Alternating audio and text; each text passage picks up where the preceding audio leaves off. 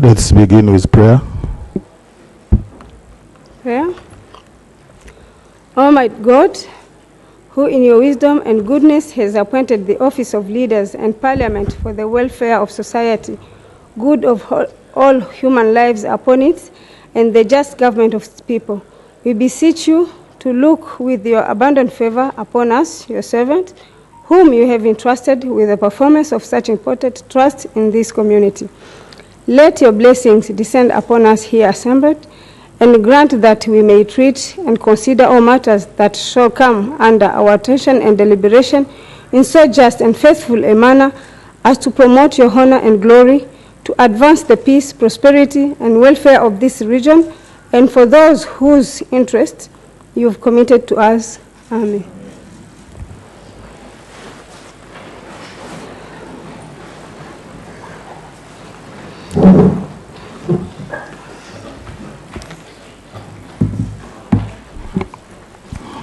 Item number 1 on the order paper, communication from the chair.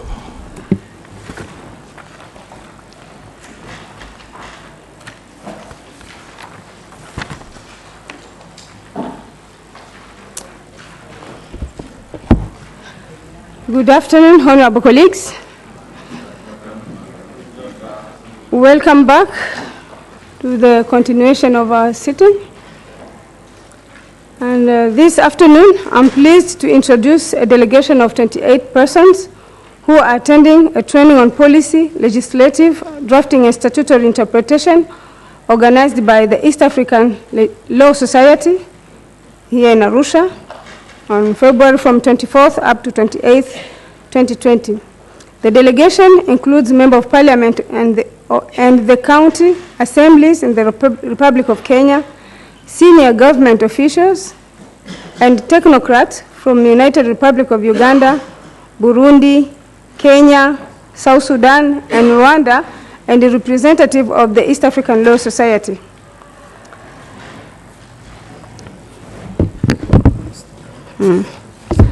Allow me also to recognize, let me first read the list of those who are here with us. Right Honorable Johnson Osoi, Speaker Kajiado County Assembly.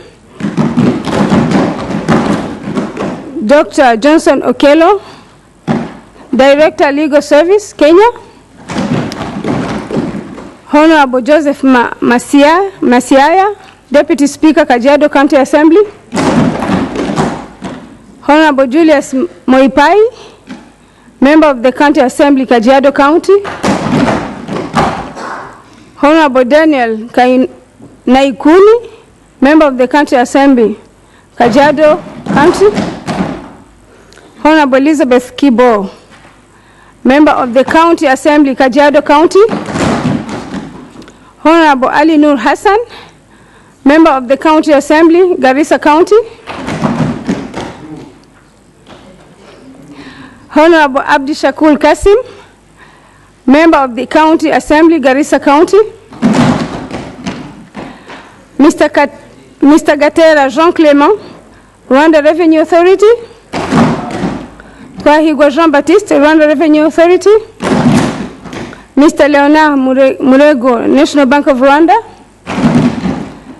Mr. Jean-Leonard Tuhabonye, Burundi Bar Association.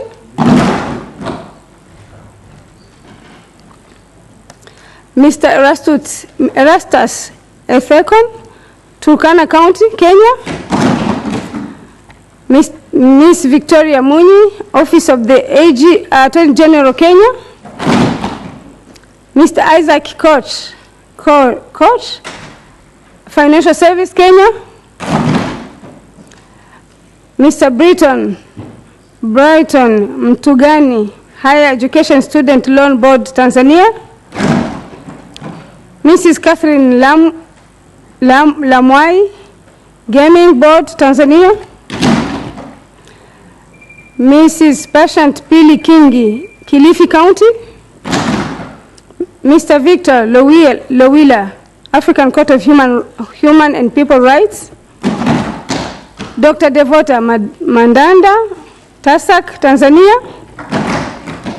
Miss Janice Ikingi, National Housing Corporation, Kenya. Miss Shirley Amayo, Advocate, Kenya. Mr. David Sigano, East African Law Society. Mr. Achelo Romwad, East African Law Society.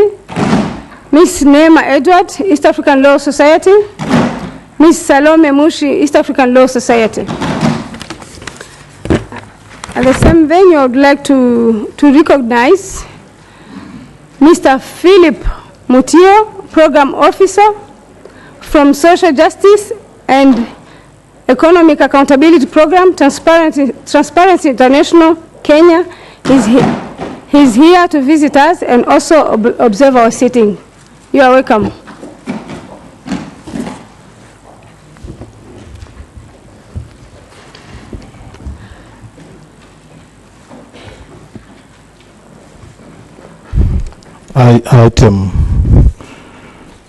Item number 2 on the order paper.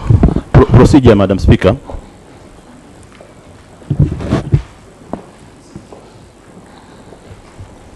Yes, Honorable Makame.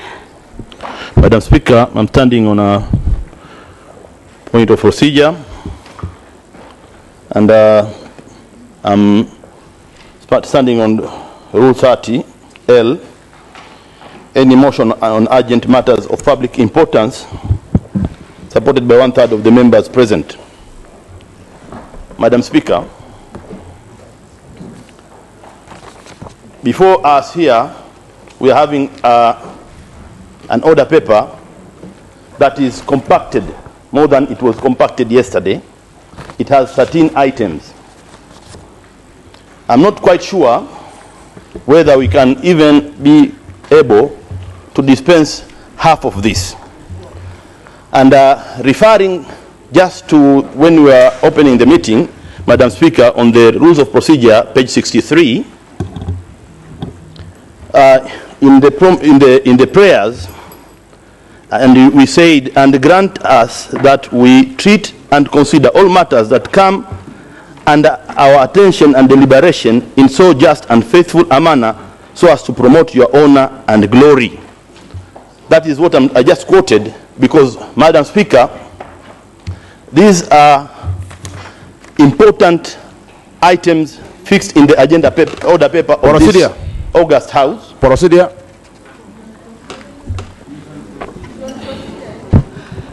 Honorable members, please, can you hold on, Mheshimiwa Kim? Continue, Honorable Makame. So, my prayer was that, Madam Speaker, Order.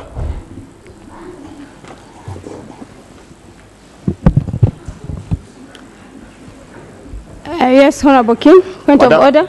Madam Speaker, I see Honorable Abdullah Makame raise the procedure under Rule 30, and now we start to justify the rule of procedure before even his motion had been seconded. It is in order to justify his procedure without seconding the Rule 30 from any member. Information, Madam Speaker. I refuse your information, Abdullah. I refuse your information.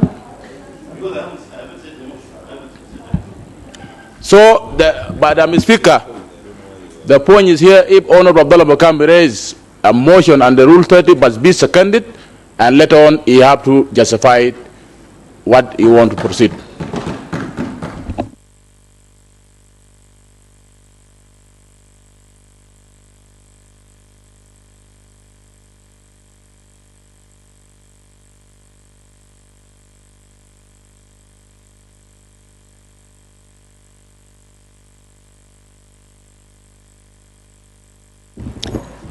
Honorable Makame, can you please proceed and read your motion?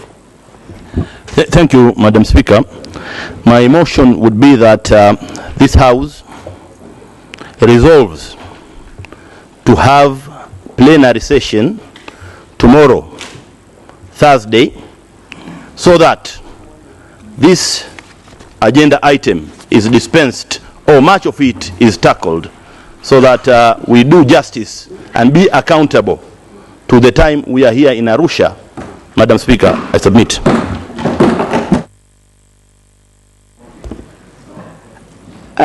First of all, maybe, honorable members, before I call for seconders, the order paper of the House is organized by the Commission. It's not the House to make the order paper of the House. Maybe you urge the Commission to meet and make some changes on the order paper, but it's not the House which make the order paper. Thank you, Madam Speaker, for the guidance. Actually, let me rephrase, to urge the Commission to consider meeting, to have an extraordinary meeting today, so that they make an amendment to the program and accommodate a plenary tomorrow morning. Thank you, Madam Speaker.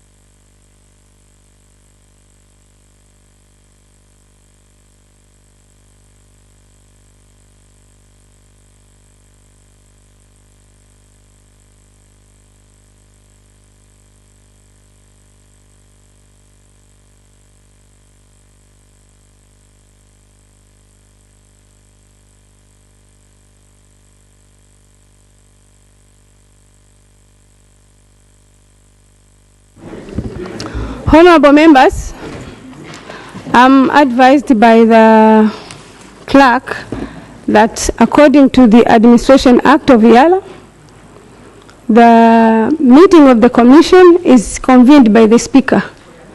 And I'm not the substantive Speaker, I'm the acting Speaker. And I think this can wait until the substantive Speaker is back and then we have the meeting. Procedure, Honorable Speaker. Procedure. Yes, Honorable Nakauchi. Honorable Speaker, allow me to refer you to the rules of the House, the rules of procedure. Rule 1, which is the interpretation rule, you go and look at the definition of speaker. The definition therein says, on page 9 of our rules of procedure, speaker means the Speaker of the Assembly provided for under Article 53 of the treaty and includes any member elected under Article 56B of the treaty. Now that the issue has come before you, when you're seated in the chair, has the Speaker, under the rules of procedure which guide this House, you're the substantive Speaker, and you can take the decision. And also as a member of the Commission,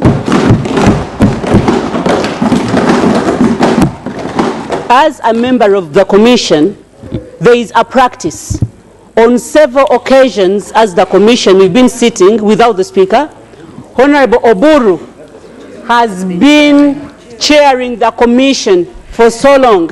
Even the last Commission meeting which we had to approve the calendar, the Speaker was not present, but a member presided over the Commission, and we took decisions that have been binding on the Assembly. So I think you can make a ruling using that regard, because we've been paid to work until Saturday. Council was supposed to sit, and Summit was supposed to sit. They are not sitting, and we have a compact order paper. We have very pertinent issues, business on this agenda that we should dispose of. Why can't we use the days which are supposed to be used by Council to put it off, maybe tomorrow, before we leave? Honorable Chair, I submit. Honorable Speaker, I beg your pardon.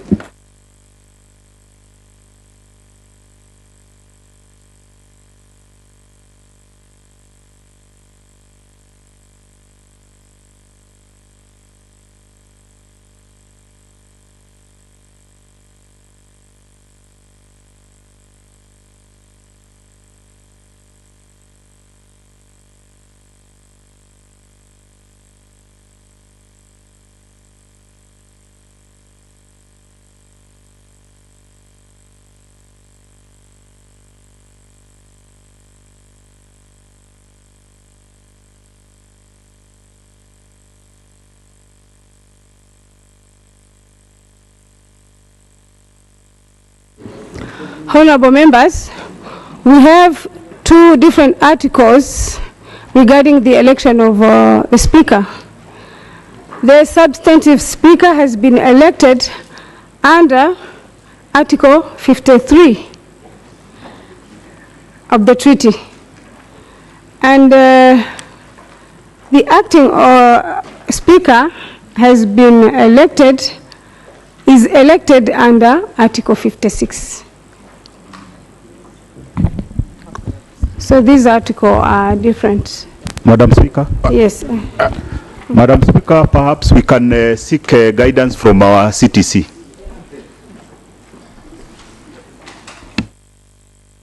Honorable CTC, can you please advise us? I thank you, Madam Speaker. Madam Speaker, what you have here is the commission that must approve the order paper. The commission is regulated by the Administration of Eala Act.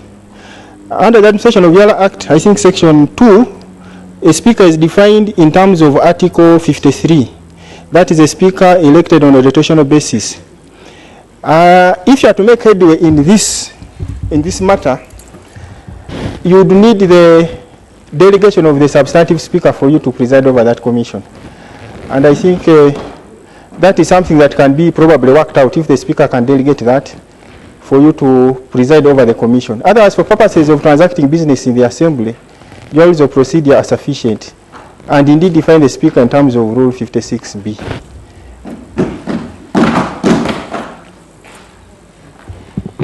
Thank you, Honorable CTC. Honorable members, I think we are convinced by the advice from the CTC. Let's proceed.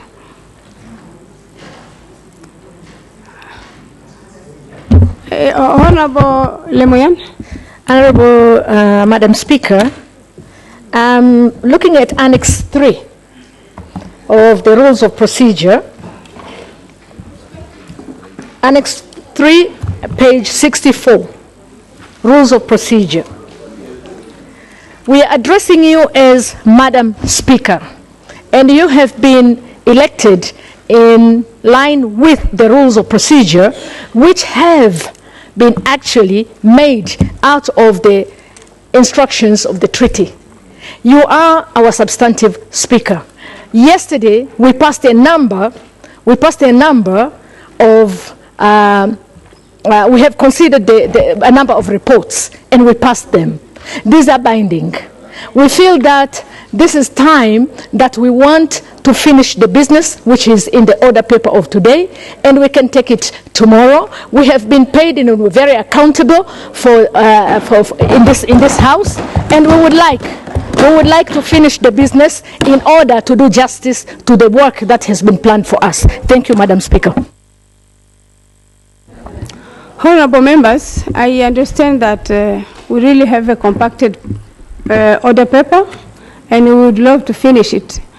And we have always said that this house is a house of rules.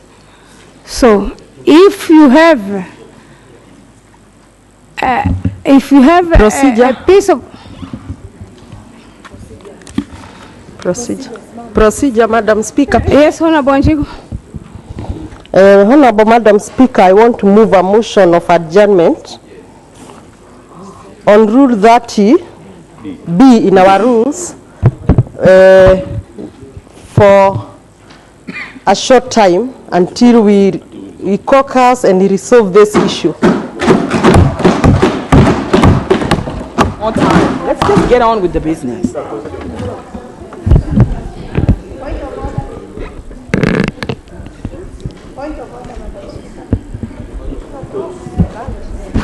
Put a question. Honorable Wanjiku, which rule have you used to move your motion? Honorable Speaker, I have used Rule 30, the motion which may be moved without notice. Then B, a motion for adjournment of the House. Procedure, Madam Speaker. Procedure.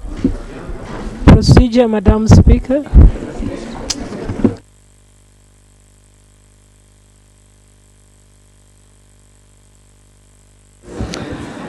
Yes, Honorable Wanjiku, I understand you seeking for adjournment, and adjournment is different from suspension. Do you need suspension or adjournment? Honorable Speaker, I seek for adjournment which we can adjourn the House until 15:30. Information. Honorable Wanjiku. Members, that is, I think it may be... Information. Honorable Speaker, I propose we just suspend the House for 30 minutes so that they can reach out to the Speaker to delegate that power for someone to chair the commission. But in any case, when you look at Section 8(4) of the Administration of Eala Act, it says that the commission may act notwithstanding the absence of any member. The Speaker is a member of the commission. So the Administration of Eala Act is clear. We can act even with this absence. Procedure, we can suspend for a few minutes. We still reach out to the Speaker, show him the need, and then we can proceed. Procedure, Madam Speaker. Point of order, Chair. Procedure. Information. We should vote. Yes. When everything fails, we vote. Procedure, Madam Speaker. Procedure. Procedure. Yes, Honorable Fatima Ibrahim. Madam Speaker, you need to protect this House against people who are manipulating the timing of the House. Clarification. Clarification. Order. Clarification. Clarification. Clarification. Members, people manipulating we the will House. have discussion. Clarification, Madam Speaker. Clarification. Period of time. Clarification, Madam Speaker. Always delaying any discussion in this House, bringing flimsy motions and adjournment. Madam Chair. Order, Madam Speaker. Order. Please protect this House against order, Madam idleness. Speaker. Order. Privilege, Order, Madam motion of Speaker. privilege. J. Madam Speaker, thank you very much for giving me the chance. Is the member on the floor in order to call other honorable members who are trying to put this House to be accountable manipulative?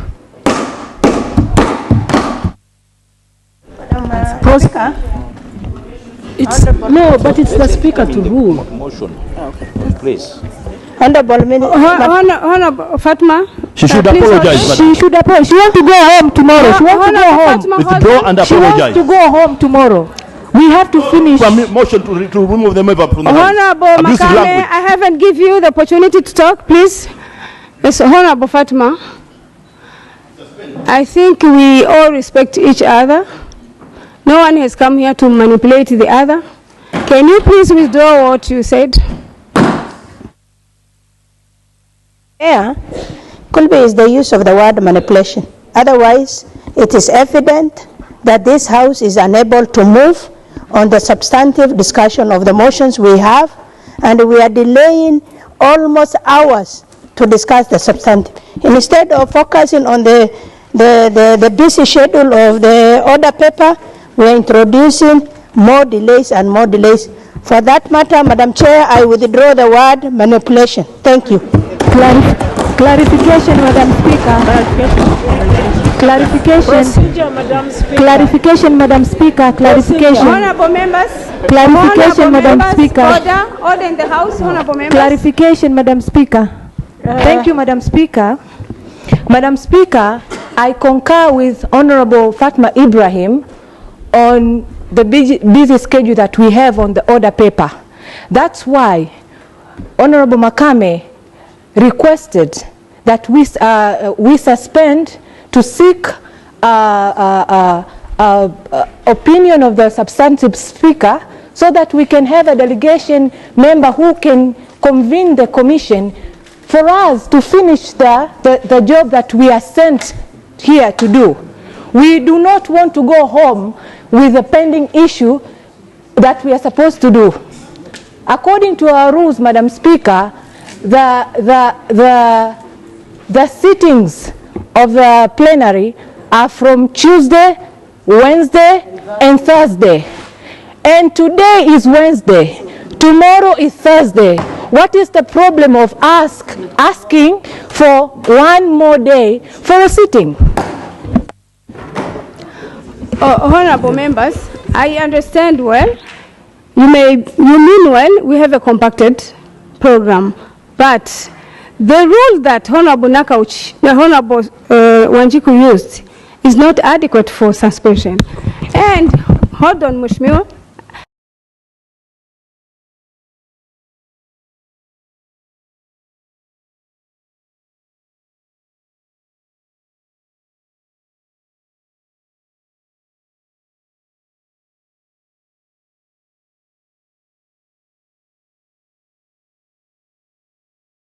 Please wait a minute. He lays the paper and then you'll be given a chance to speak. Thank you. Honorable Abdulkadir, can you please proceed? Thank you, Honorable Madam Speaker.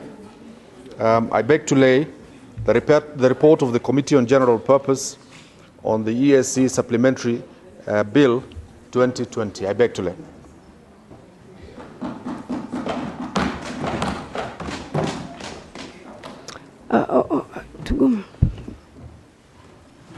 The same item, Roman 2. Mr. Clerk, wait. There is a point of order from Honorable Makame.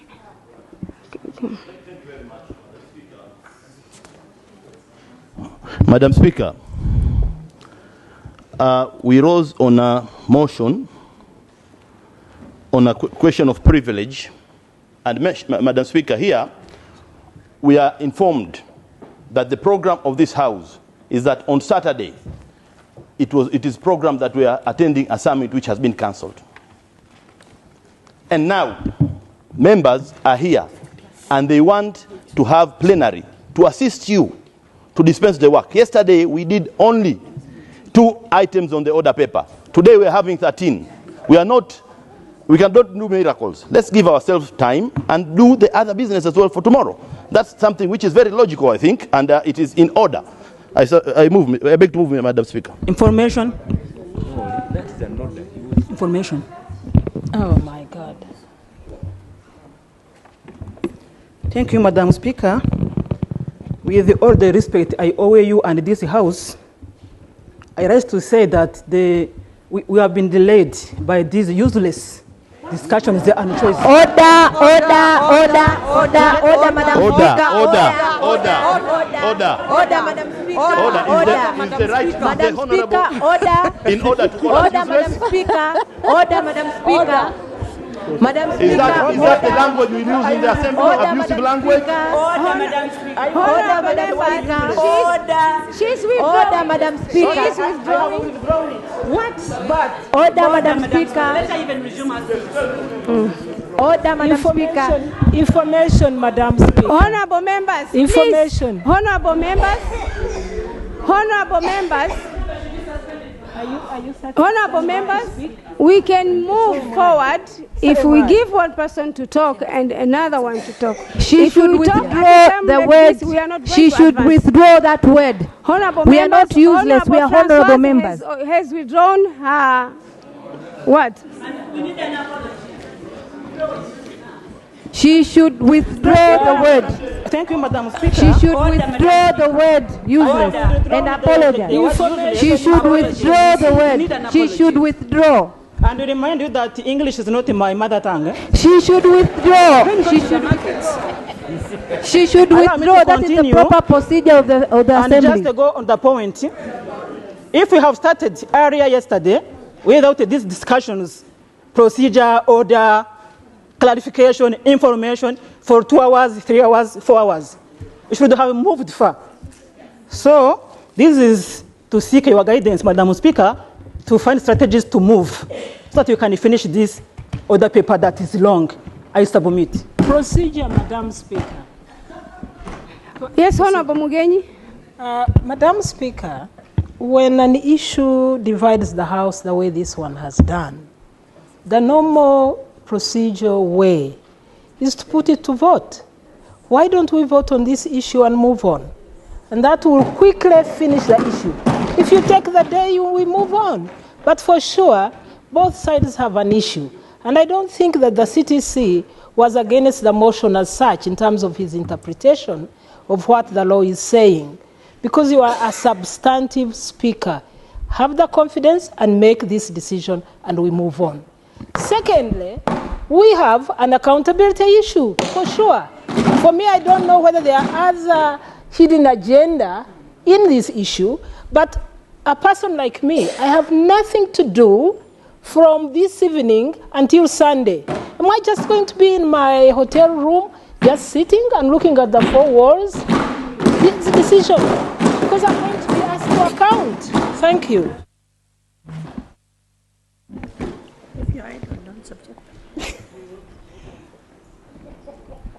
Point of order, Madam Speaker. Honorable members, I would like to suspend this House for 15 minutes and then we come back.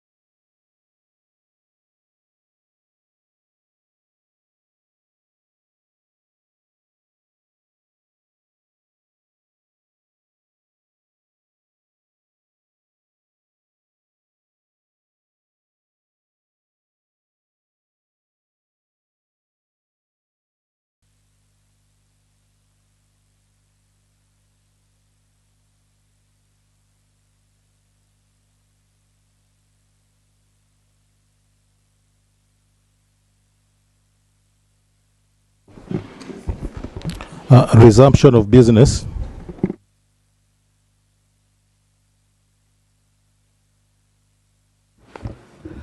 Yes, honorable members, we have suspended the House for 15 minutes so that we can consult the Speaker about the request of some members to extend our sitting tomorrow, to have a plenary tomorrow. And I'm glad to inform you that the Speaker has agreed. So the Commission is going to meet just after the plenary, this plenary, to organize the order paper for tomorrow, and it will be sent to you members. Then tomorrow, you will see the communication. Tomorrow morning, we should be having a sitting. Thank you.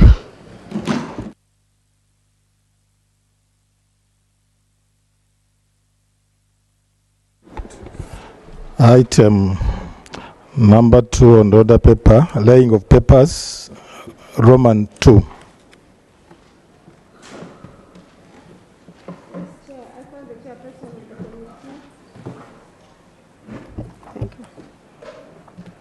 I call the chairperson of the Committee on Communication, Trade and Investments on East African Custom Management to lay the report. Thank you, Madam Speaker. I ask and beg to lay the report of the Committee on Communication, Trade and Investment on the East African Community Customs Management Amendment Bill 2019. I beg to lay.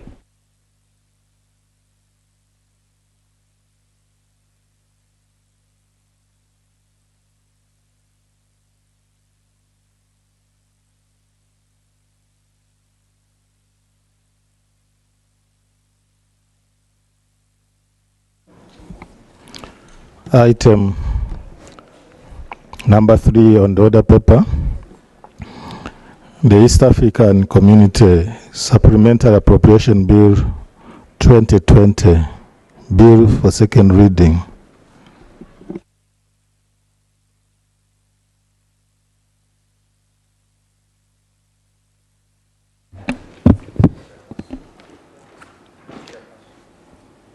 Yes, Chair Council. Madam Speaker, I beg to move that the East African Community Supplementary Appropriation Bill 2020 be read for the second time. I beg to move.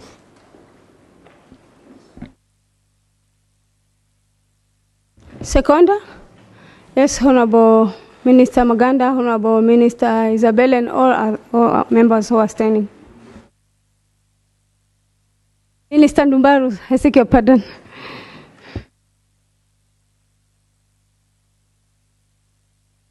Can you please give your justification?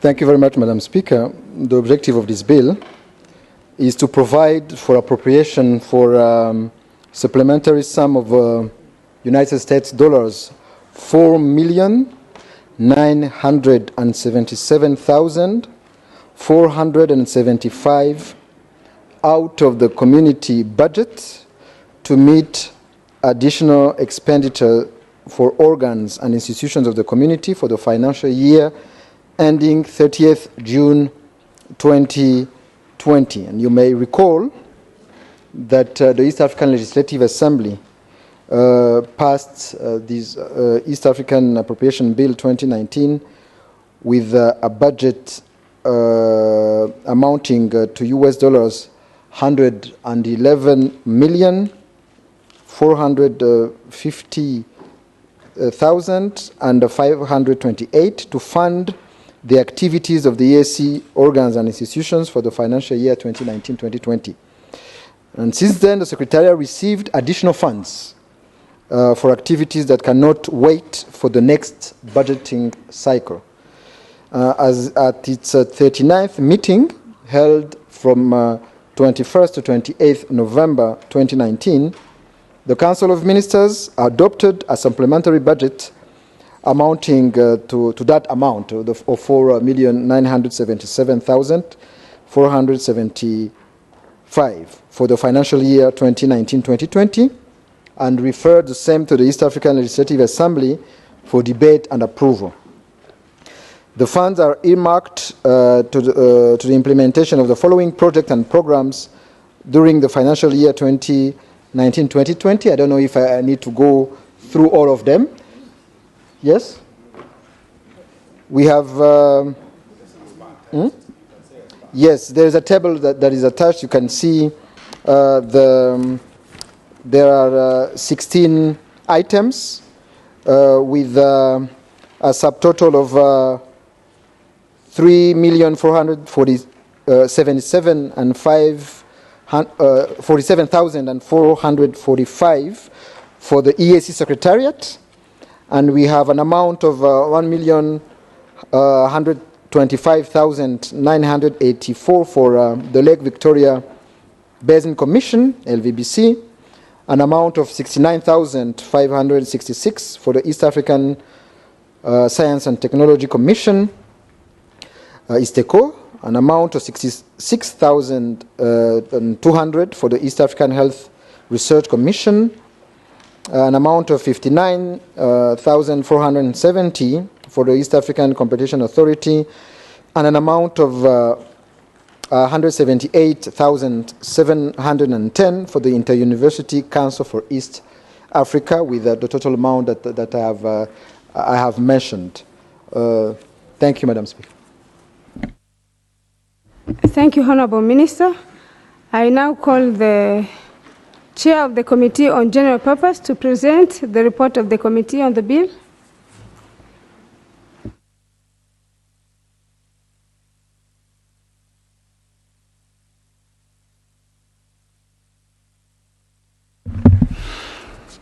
Thank you, Madam Speaker.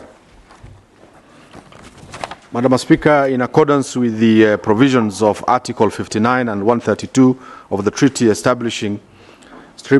for the Establishment of the East African Community, and Rules 66 and 75 of the Rules of Procedure of the Assembly, the Chairperson, Council of Ministers, presented to the House and read for the first time the EAC Supplementary Appropriation Bill 2020 on the 18th day of February 2020. In the same vein, the Chairperson Council of Ministers laid on table the financial statements for the supplementary budget for the financial year 2019-2020. Pursuant to Article 49 2B of the Treaty and Rule 67 of the Rules of Procedures, the Right Honourable Speaker referred the supplementary appropriation bill and the financial statements to the Committee on General Purpose for consideration. Accordingly, the committee considered the bill and hereby presents its report on the EAC supplementary budget for the financial year 2019-2020 for consideration and adoption. On the object of the bill, the object of the bill is to provide for appropriation for a supplementary sum of United States dollars 4,977,474 out of the community budget to meet additional expenditure for organs and institutions of the community for the financial year ending 30th June 2020. For the background, Madam Speaker, at its sitting held on the 20th June 2019 in Arusha, Tanzania, the Assembly passed a total budget of United States dollars 111,450,529 for the East African Community for the financial year 2019-2020. During the consideration and approval of the budget, most organs and institutions of the EAC remained with a number of unfunded priorities due to the budgetary constraint. Over the course of the financial year, the funded priorities continued to affect the effect of functioning of these organs and institutions. Madam Speaker, the committee was informed that the Council of Ministers, in collaboration with the EAC Secretariat, managed to mobilize additional resources that will be used to finance some of the unfunded priorities identified during the budget process and other emergencies. Madam, and other emergencies that arose during the budget implementation. During the 39th meeting of the Council of Ministers held on the 21st to 28th of November 2019, supplementary budget amounting to 4,977,475 was adopted to finance a number of activities under the ESC organs and institutions. The funds are from the General Reserve, USD, amounting to 1,670,454. Additional contribution by the Republic of Uganda of US dollars 150,000 and a development partner contribution of US dollars 3,157,021. In terms of expenditure, Honorable Speaker, the expenditure lines under the supplementary budget, according to the report of the 39th Ordinary Council meetings held in Arusha, Tanzania, the Council of Ministers adopted and accordingly requested the Assembly to approve the following expenditure lines under the ESC supplementary budget for the financial year 2019-2020. Projects and activities to be funded by the supplementary budget financial year 2019-2020. Madam Speaker, the Secretariat is asking to finance a number of projects. And number one, study on sustainable financing mechanisms. And the amount is going to come from the ESC General Reserve, an amount of 120,000 US dollars. Second activity, facilitation of delegates from Republic of South Sudan and Republic of Burundi, not funded by development partners. It's also going to come from the ESC General Reserve, an amount of 17,000 US dollars. Item number 3, or activity number 3, repair on the ESC headquarters, an amount again coming from the General Reserve of 305,000. The fourth activity, drafting of the ESC Political Confederation Constitution, additional resources contributed by Republic of Uganda, 150,000 US dollars.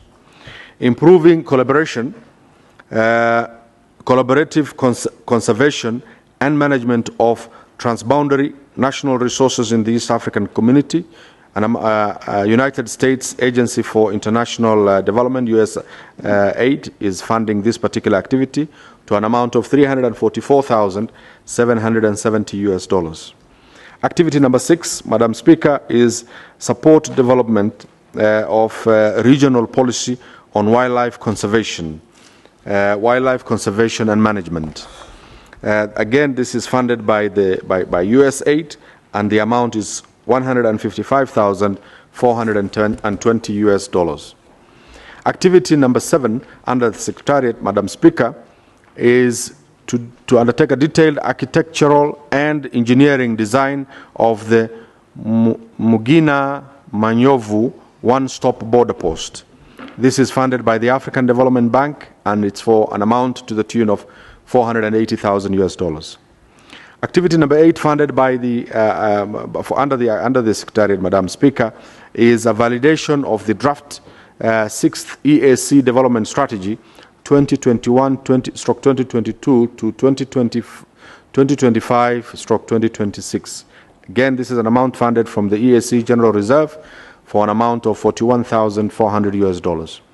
The last activity on the Secretariat, Madam Speaker, is a financial sector development and regionalization project. It's a World Bank funded project to an amount of 1,863,955. The total sum, therefore, Madam Speaker, being requested for supplementary appropriation by the Secretariat is an amount of 3,477,545. Madam Speaker, an institution of the EAC, that's Lake Victoria Basin Commission, LVBC, is asking for 2 activities. Construction of the LVBC headquarters. This is an amount which is being funded from the EAC East African Community General Reserve, which is a transfer to the LVBC, an amount of 942,144. And the second activity is planning for resilience in the East African in East Africa through policy adoption, research and economic development that is prepared, the program called Prepared, funded by the US aid to the tune of $183,840 US. LVBC, therefore, in total, Madam Speaker, is asking for the Assembly to pass an appropriation of totaling to $1,125,984 US. The East African Science and Technology Commission, ESTECO, is also requesting for appropriation in two activities. Development of the EAC regional policy for science and technology and innovation is being funded by UNESCO to an amount of $27,808 US. And the second activity is a development of the online observatory platform on the bioeconomy resource sharing, a project funded by International Center of Insect Physiology and Ecology, BioInnovate Africa. This is to an amount of $41,758. In total, therefore, Madam Speaker, ESTECO is requesting for an appropriation, Assembly to pass an appropriation of $69,566 US. Madam Speaker, the East African Health Research Commission is asking for one activity for appropriation, which is engagement of an architecture for an architect to design and develop drawings and bill of quantity for the construction of the that's East African Health Research Commission headquarters. This is funded from the East African Health Research Commission's reserves, an amount of $66,200 US. In total, therefore, Madam Speaker, the East African Health Research Commission is asking for the House to appropriate an appropriation of an amount of, in supplementary, an amount of $66,200 US. The East African Competition Authority, Madam Speaker, is asking for an activity which is amendments to the EAC Competition Regulations 2010 and the EAC Competition Act 2006, a project funded by the US aid to the amount of $59,470,000 US. In total, therefore, the East African Competition Authority is asking for an appropriation in supplementary for approval of this House, an amount of $59,470 US. The Inter-University Council for East Africa, ARUSHA, Madam Speaker, is asking for an activity to be approved for a supplementary appropriation by this House, which is ARUSHA headquarters second phase construction, and this is funded by ARUSHA reserves, an amount of $178,710 US. In total, therefore, the ARUSHA, or the Inter-University Council of East Africa, is asking the House to appropriate an amount in supplementary of US $178,710. In total, therefore, Madam Speaker, all those activities under the different organs and institutions I have just read totals to $4,977,475, and that is the total amount being asked for in supplementary appropriation.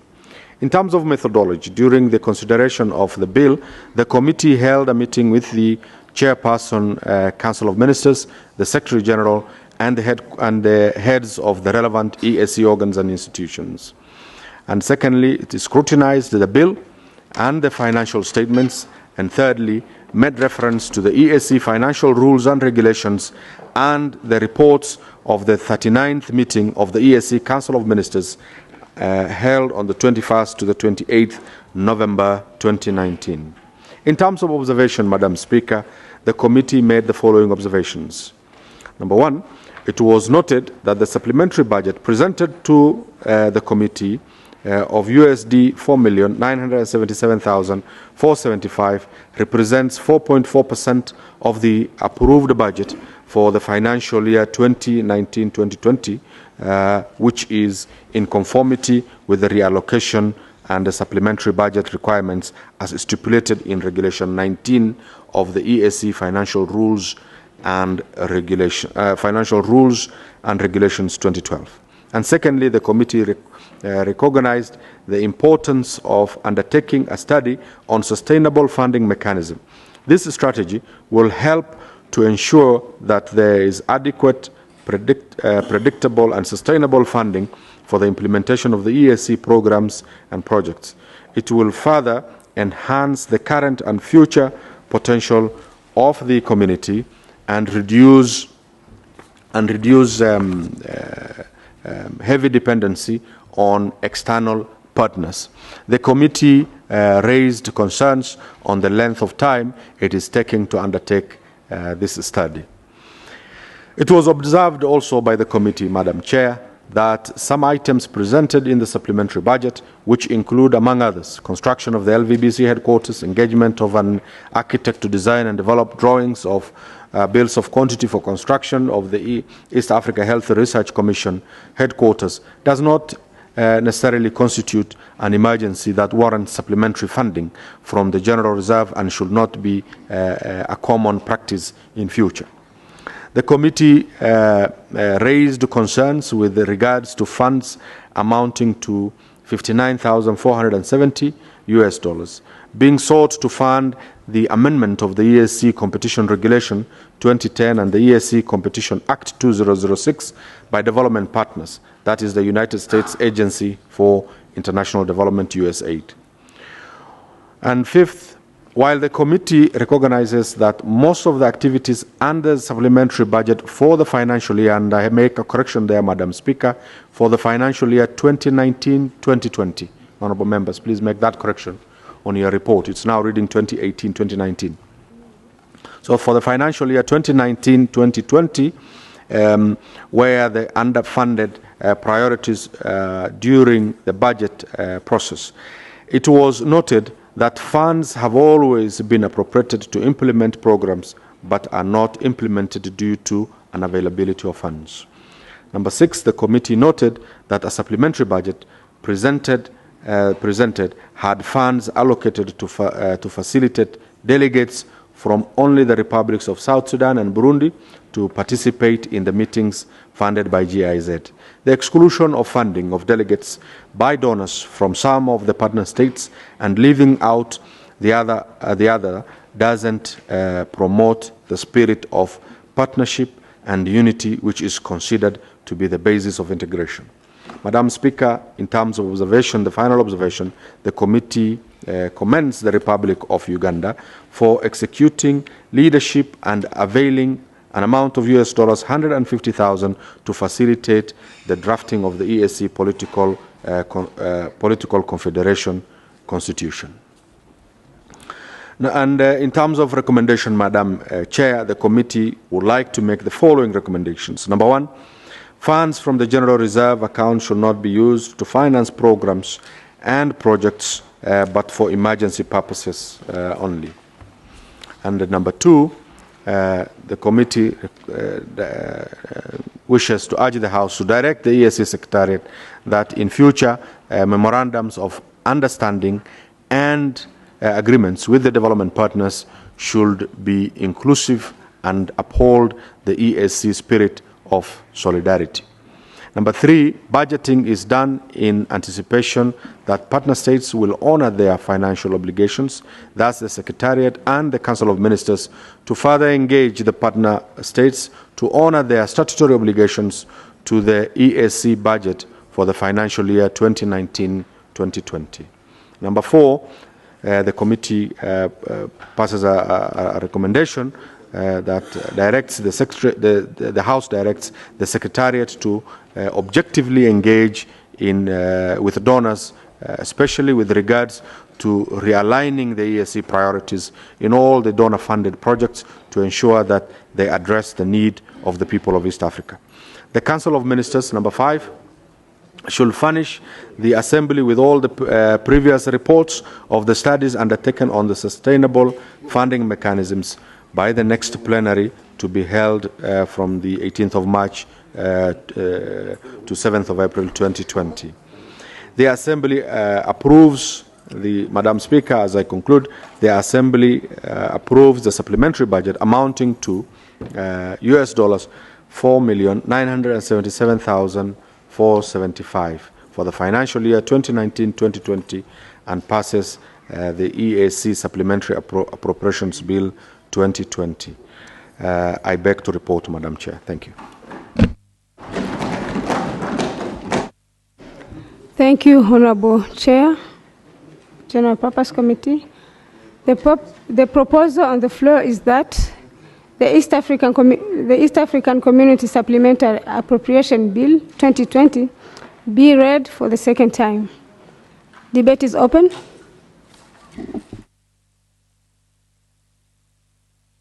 Yes, Honorable Nakauchi, then Honorable Gideon, then Honorable Kennedy.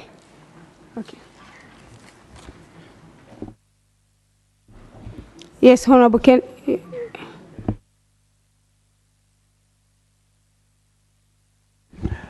Thank you, Honorable Speaker.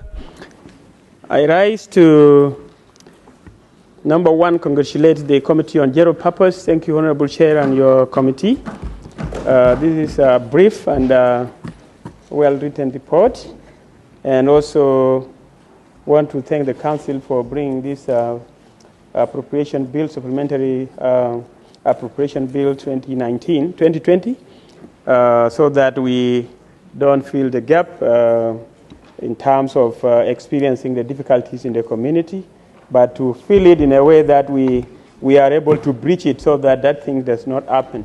We are not affected. However, Honorable Speaker, I rise to also contribute with item number one on the table, that is on the page 3. That is the study on the sustainable financing mechanism. I know this is not the first time this study is being carried out. So I would like to ask the Council and also encourage the Council to at least take a step.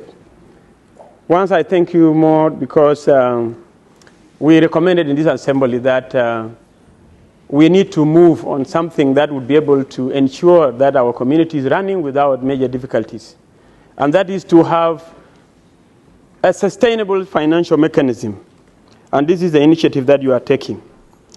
Because you have done some studies before, and there was no headway, though there were recommendations which were very critical that were adopted. I'm told even the African Union was able to adopt one day of our finding in the EAC region.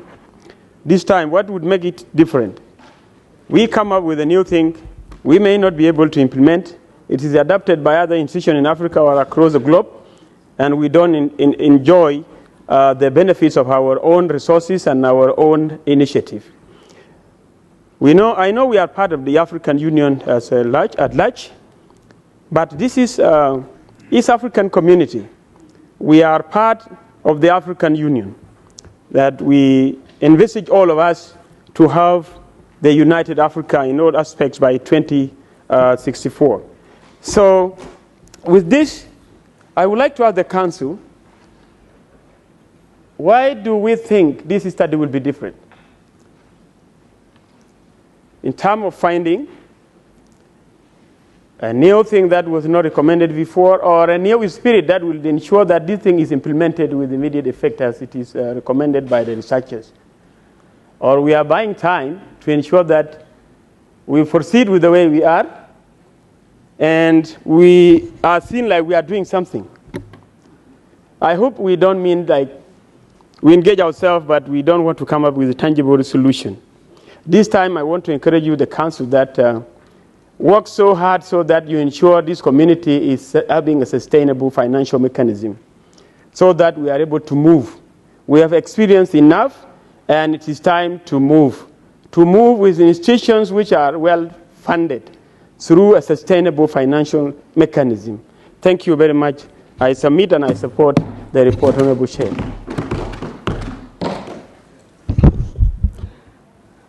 Thank you, Honorable Gideon.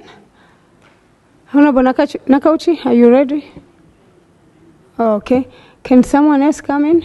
Yes, Honorable Kennedy. Thank you so much, Right Honorable Speaker. On the onset, allow me confirm to the members in this House that I'm a member of the General Purpose Committee that considered the Supplementary Appropriation Bill 2020.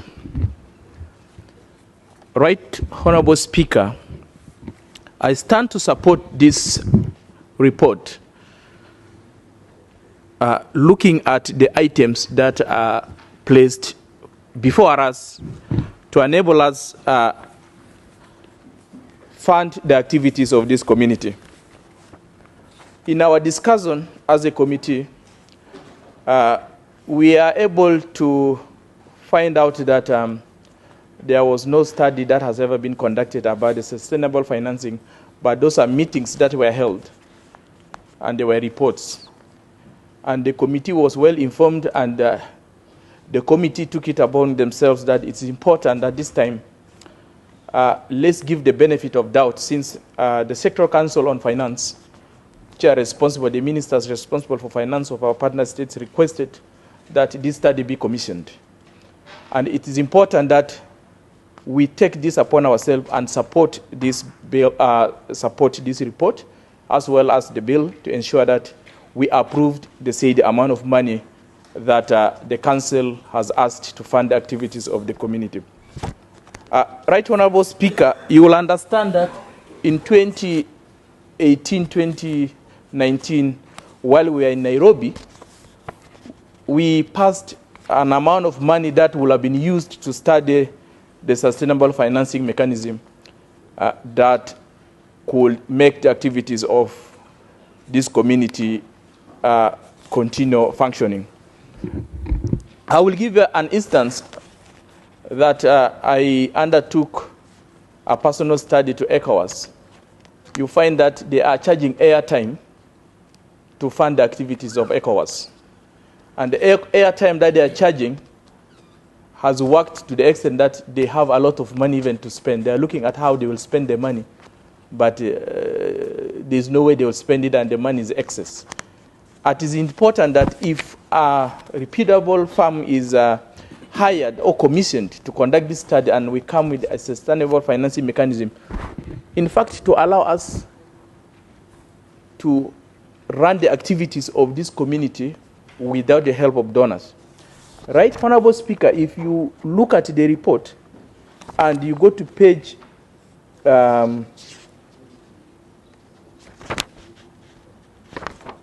say page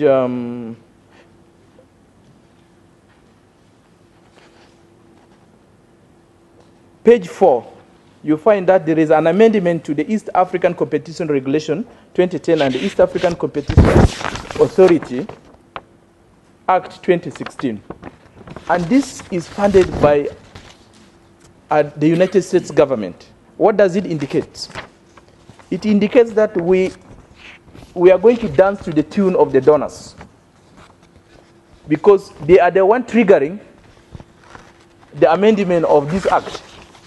That it clearly indicates they have an interest as to why they want this Competition Authority Act and regulations be amended.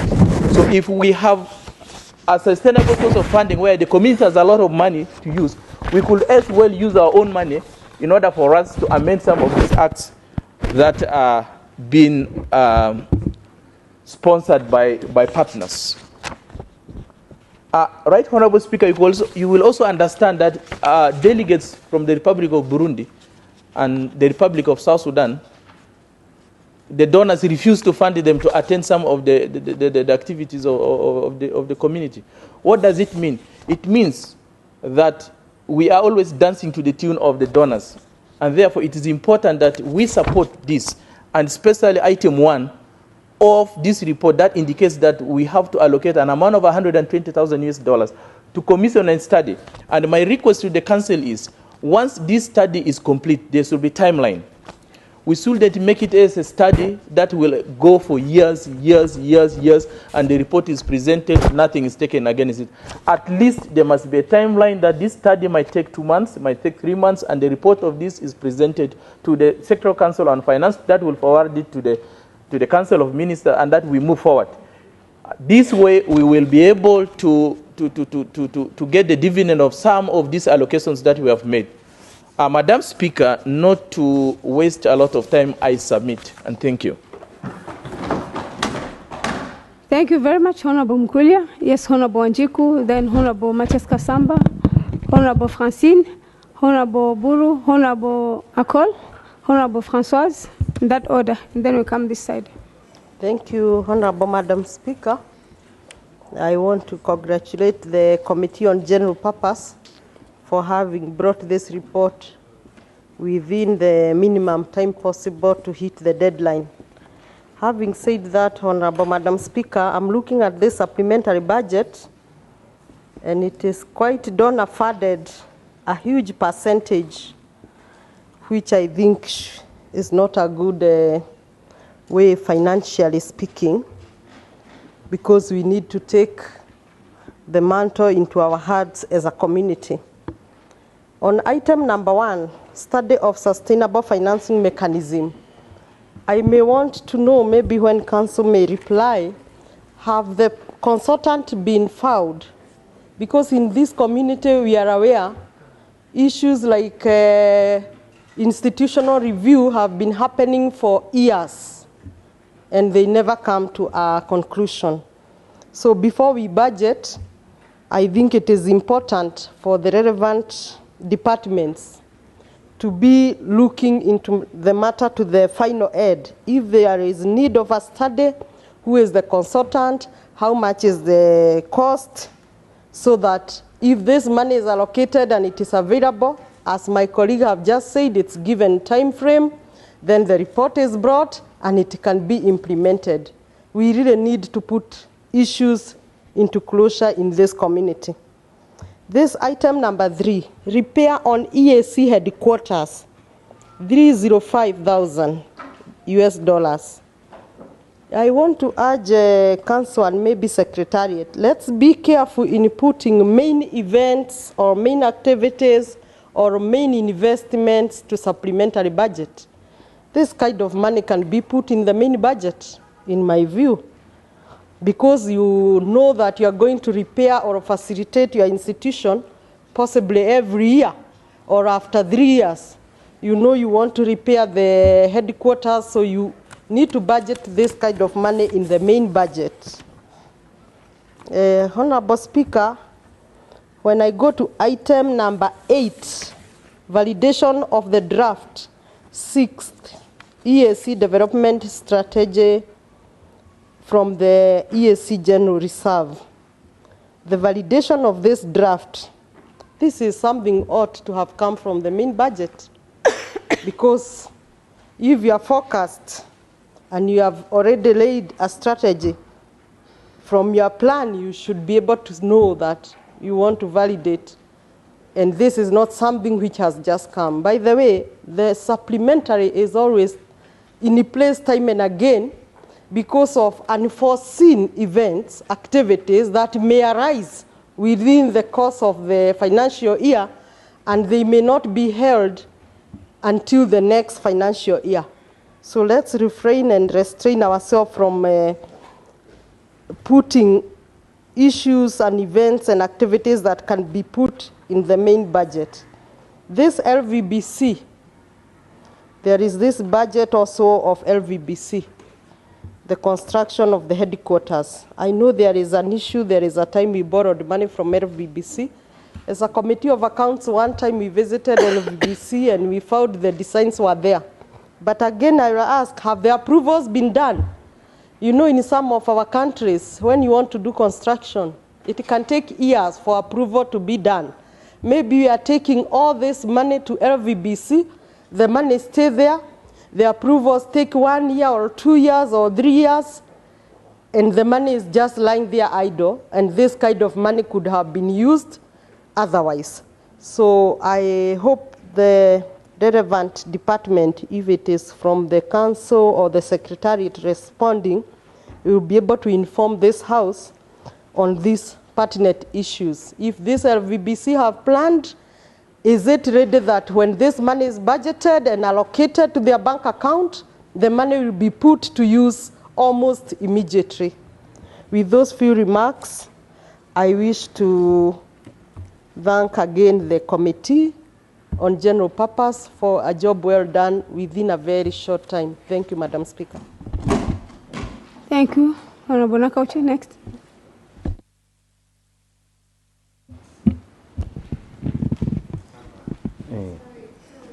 Thank you, Honorable Wanjiku. Now we have Honorable Kasamba. Yes.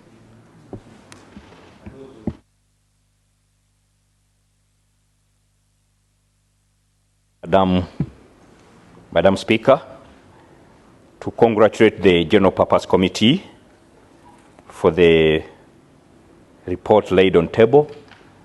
And I want to thank the Chair Council and the Council members, together with the Secretariat, for having come up with this supplementary in a timely manner to try to facilitate the functionality of the different institutions of the ESC. Madam Speaker, you recall that last year March, when we were in Zanzibar, we passed a supplementary budget which never saw fruitful implementation. I want to use that basis to appeal to the General Purpose Committee and the Chair Council and Council members and the Secretariat. We must make sure that we've ascertained the firm ground of the viability of resources to make sure that the resources we do supplementary budgeting, make sure that they are implemented to the letter. I want to raise a serious concern about the aspect and the instrument of budget tracking. I don't know how the Committee of General Purpose or the Council Chair and the Council members, how we undertake budget tracking and budget performance. By now, we should be having a report on halfway performance of our budget ever since we passed it way back in June last year. This will give us an insight as to how much of what we allocated, the $111 million, how much has been mobilized in terms of resources, partner contribution, donor contribution, and this would give us a basis where have we gone with a lot of shortfalls to help us to appreciate whether the budget we pass realizes the real functionality of the expenditure lines, the procurement plans, and the implementation modalities we always pass. Allow me to come on the table on page 3. My colleagues have elaborated quite well on the study for sustainable funding. But I want to appeal to council members. There is no way we are going to create a better East African community if we have the traditional mechanism of mobilizing resources. My colleague Ison has mentioned other jurisdictions like ECOWAS, which have ably mobilized resources. Let us look at mechanism. The proposal we did was taken over by African Union. So I want to see this study making concrete proposals which should eliminate the shortfalls in our budget implementation year in, year out. I want to also mention item number 3, repair on the ESC headquarters. I remember one time we passed a similar budget. It was around 390. I don't know whether the General Purpose Committee undertook time to verify how much which we passed as a supplementary budget. What was the scope of work?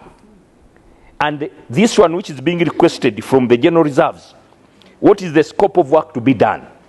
Because I remember when it rained so heavily, some of the floors, some of the computers in this building were flooded with water, and some of the offices, especially the council members' offices, were almost non-functional. Who would expect, as you were laying out the supplementary budget here, let it be a culture that various projects which are going to be undertaken, the attachments of the details are laid on table. They become instruments and tools for members to follow up in the various sectors where we can supervise. Item 5 and 6, improving collaborative conservation and management of transboundary natural resources in East African community. This is a very important element. You very well know that yesterday, and my sector looks at Lake Victoria Basin Commission, Lake Victoria Basin as a transboundary resource.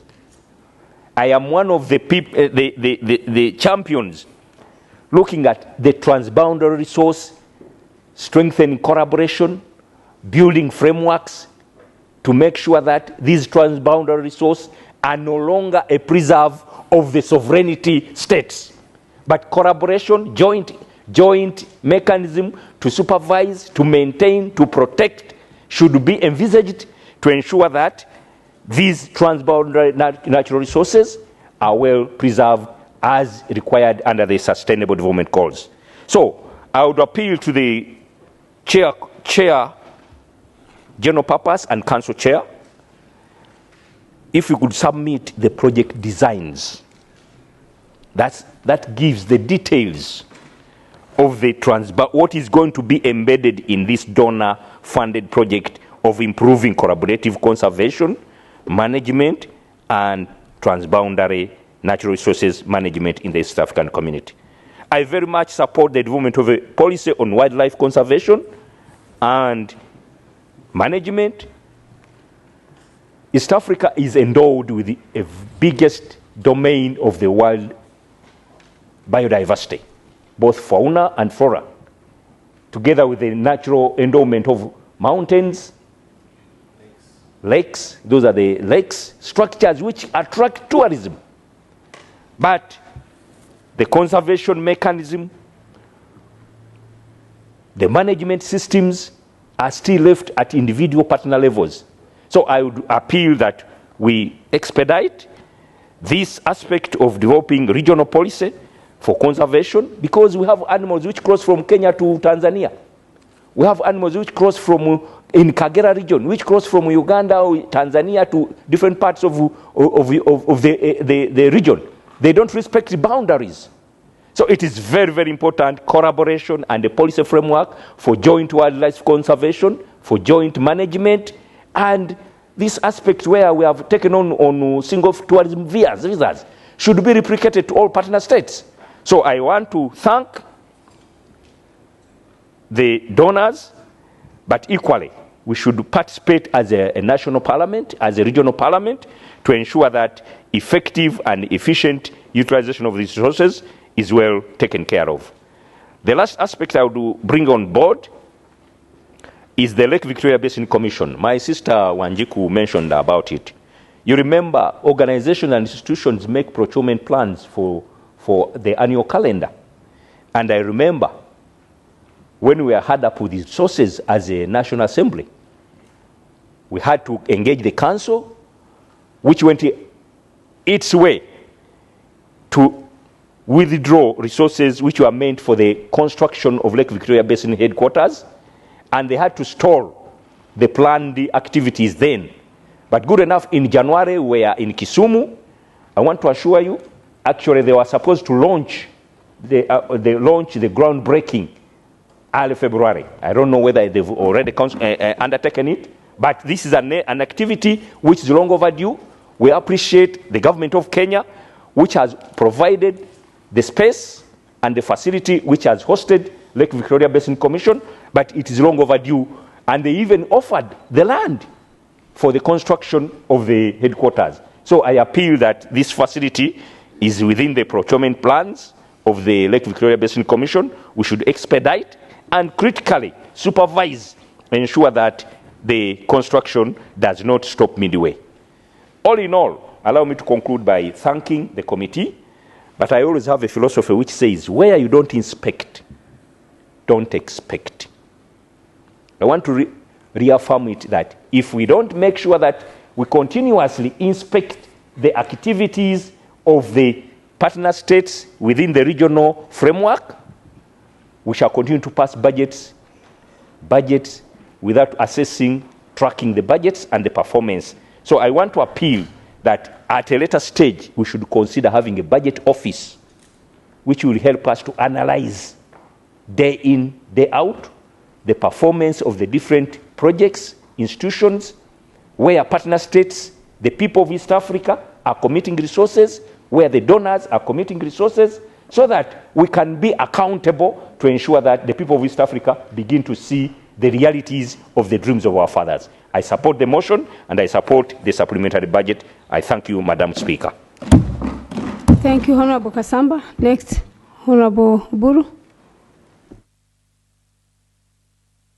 Thank you, Madam Speaker, for the opportunity. Madam Speaker, I don't want to be long on this one because it is a short report. And I will also want to add my voice to thanking the Committee on General Purpose for a job well done. And Madam Speaker, I just have one or two comments to make. The first one, Madam Speaker, is on the sustainable funding. Now, this sustainable funding mechanism is an issue which has been there since I joined here more than 2 years ago, but I understand it has been there forever, even before we came here. And Madam Speaker, it had been realized that it is difficult to get monies from states directly, which has become more or less like, because even though there are mechanisms for enforcing contributions, the member states are quoting each other. Nobody wants to take any drastic measure against another one for non-contributions. Because this has been realized. Why don't we, and why doesn't the Council take this matter seriously so that we don't go into studies and studies? What are you studying? I mean, what is being studied about this? There are several examples which are there, how these sustainable funding mechanisms are done. The EU does it, and other organizations. Why is it difficult for the EAC, and we are still allocating money for studies and studies? We want to study, you know, when the bureaucrats, particularly, I know them, when they want to avoid doing something, they always revert to tactics of studies and endless studies and studies. I'm really appealing to the Council to take this matter seriously. And let us conclude it. If you don't want it, let us know. And if you don't want it, then contribute more money so that we don't depend on foreigners to fund our projects. Let us make a firm decision, because I think this matter should have been resolved yesterday. Madam Speaker, I also want to take this opportunity to thank the Republic of Uganda. Now, Uganda has made a token contribution, but this token contribution speaks millions. It speaks millions of words. It shows the commitment of Uganda to the process of integration. We are here for integration. And if everybody, because Uganda is already foreseeing that we need to have that confederation. It used to be a federation. Now I understand it has been revised to a confederation. Whether it is federation or confederation, it is something which we should have done yesterday. Because, Madam Speaker, this community of ours is just duplicating what used to happen during colonial times. And the colonialists saw the necessity of this integration. There were East African common services, there were East African railways and harbors, there was the East African, there was East African airlines, and so on and so forth. And even the currency was one. And this used to work very, very well for all of us. And it was boundaryless. Now, if the EU has already done it, the Wazungu who created these boundaries, they have seen the necessity of creating a boundaryless community in theirs. Why are we still sittering, holding on to our small sovereignties? We don't want to move fast enough to integrate so that we can develop. When we are being divided as countries, the people who want to divide you and gain from you would like to talk to small units at the corner there. We talk to Abdi Kadir there. We know how to bring him down. We give him something there and there, the small states. Why don't we just unite? In fact, eventually we become the whole of Africa. We shall be strong like America, the United States of America. I think this is something which is though it's a token, but it's something we must appreciate and also urge the Council to implement several protocols, even on the common market, which have not been actualized, and they are just lying there. I don't know whether it is reluctance. If it is reluctance, really, what are we, really, why are we reluctant to implement what we have already signed, the common market protocol? Why don't we actualize it so that we put it behind our back, because it is a very important pillar of integration of the community. Madam Speaker, as I conclude, I would just want to say something about LVBC. I think my brother, Honorable Kasamba, has said more than enough, and I just want to urge the Council that the visibility of EAC, even where it is headquartered, the LVBC in Kisumu, is not even felt by the people. At least one single project like that one will make the presence of the East African community felt by the ordinary Kenyans there. So please work towards financing it so that it does not stall and become an eyesore. And Madam Speaker, with those few words, I want to stop my contributions there. Thank you. Thank you, Honorable Buru. Next, Honorable Francine, then Honorable Akol. Thank you, Madam Speaker. I start by thanking the Committee on General Purpose for the presentation they have been giving to us. Madam Speaker, I'm starting by the first recommendation they have made, is funds from the General Reserve account should not be used to finance programs and projects, but for emergency purposes. Then when we go to the last recommendation, it is the Assembly approves the supplementary budget amounting to that amount and passes the ESC Supplementary Appropriation Bill 2020. Madam Speaker, for me, there is something we have to understand.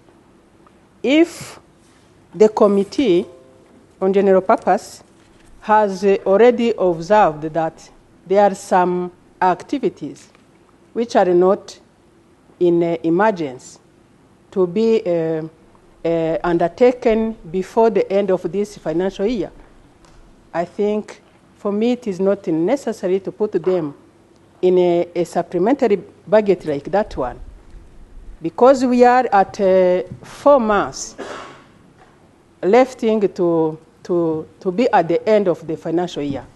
Why those new activities are not put on the new financial year? We are starting in 4 months. That is my question. And I'm thinking the principle of the supplementary budget is to seek for those activities which are not yet at the end, but already undertaken and need some other supplementary budget to be at the end. So if we can see what we have here, there are some new activities which will be undertaken. I think we need some explanation to understand why those activities are not put in the next financial year, which I think will be presented in June. Madam Speaker, I have also raised that question for the ESC construction, which we have been approving last year. And now the same amount is in this new report. I think we need some explanation to understand what have been done by the ESC Secretariat for that amount we have been approving last year. That is now coming again in the same amount at the end of the financial year. We need some explanation about that one. And my recommendation is to seek for those activities which need to be at the end, but not the new ones we are putting in this supplementary budget when we are at only 4 months to finish the financial year we are now in. Thank you, Madam Speaker. Thank you, Honorable Francine. Next, Honorable Call. Thank you, Madam Speaker, for giving me this opportunity to have my views heard on the Supplementary Appropriation Bill 2020. Madam Speaker, on the onset, I think the other time I made again this recommendation, but it hasn't been taken up. The norm with which budgets are prepared, I think, and the principles should be also adopted here in this community. Because I see here, you just see a line of items, but there is no distinction between the recurrent expenditure and development expenditure. And to me, that is the norm with which budgets are normally prepared. So I don't see it here, and I'm wondering which principles are being followed by the people who prepare these budgets at the East African community. And that also applies even to the main budget. Same thing, you do not see a separate, the separation between recurrent and development activities. There is a reason for that, and I think we should also adopt such norms when we are preparing our budgets as the East African community. Secondly, on the issue of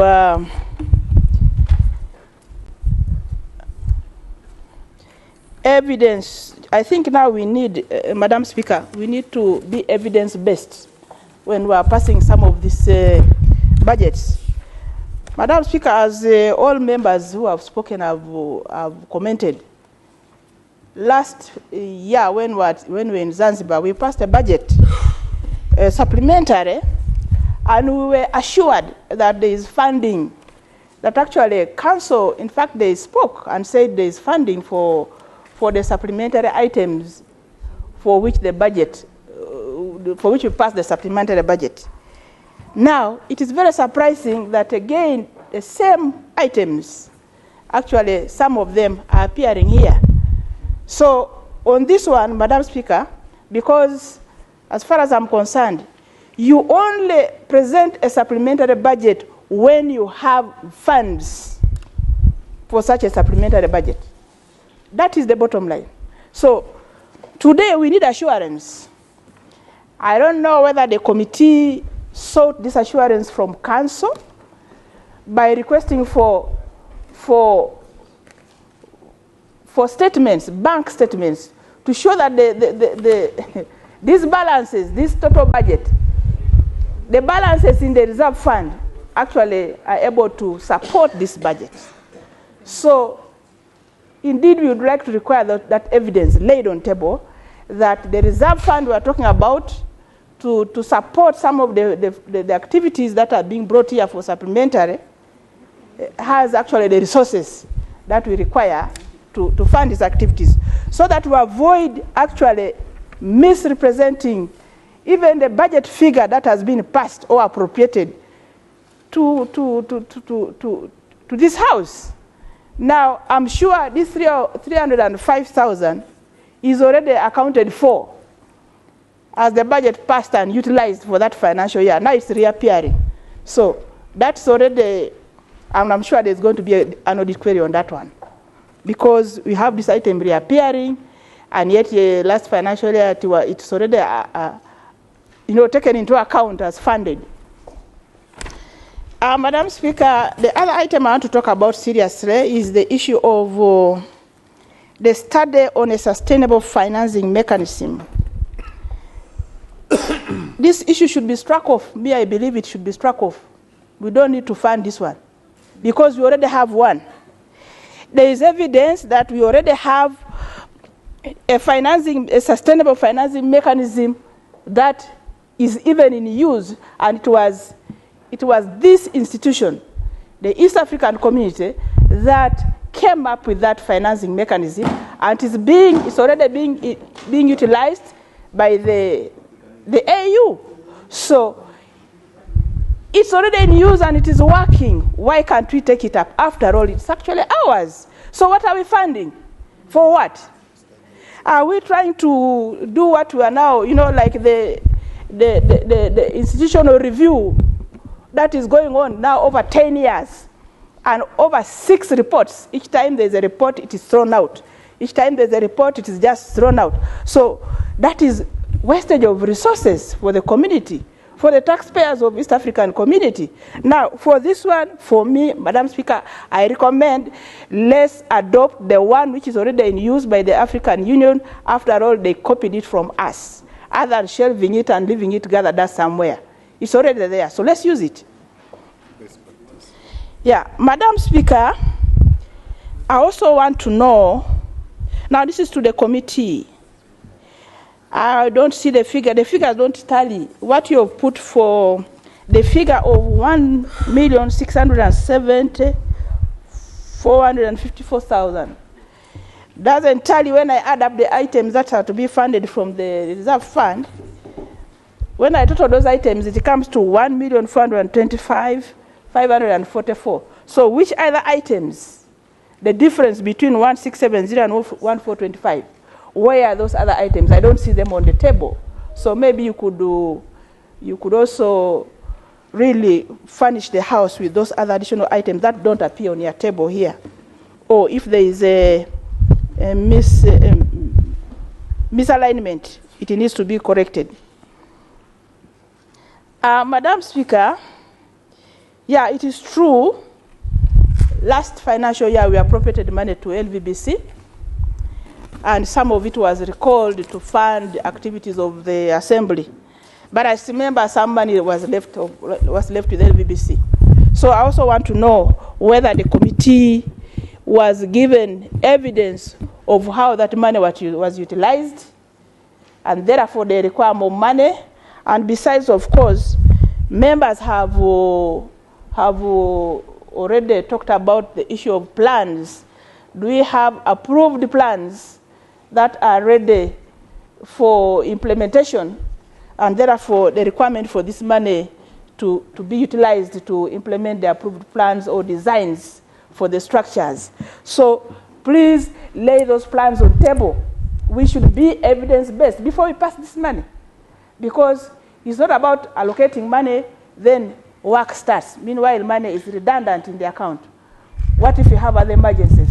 And indeed they are there, that may accrue, and we need resources to fund them. So can we have those approved plans for the structures laid on table before we can actually pass this budget?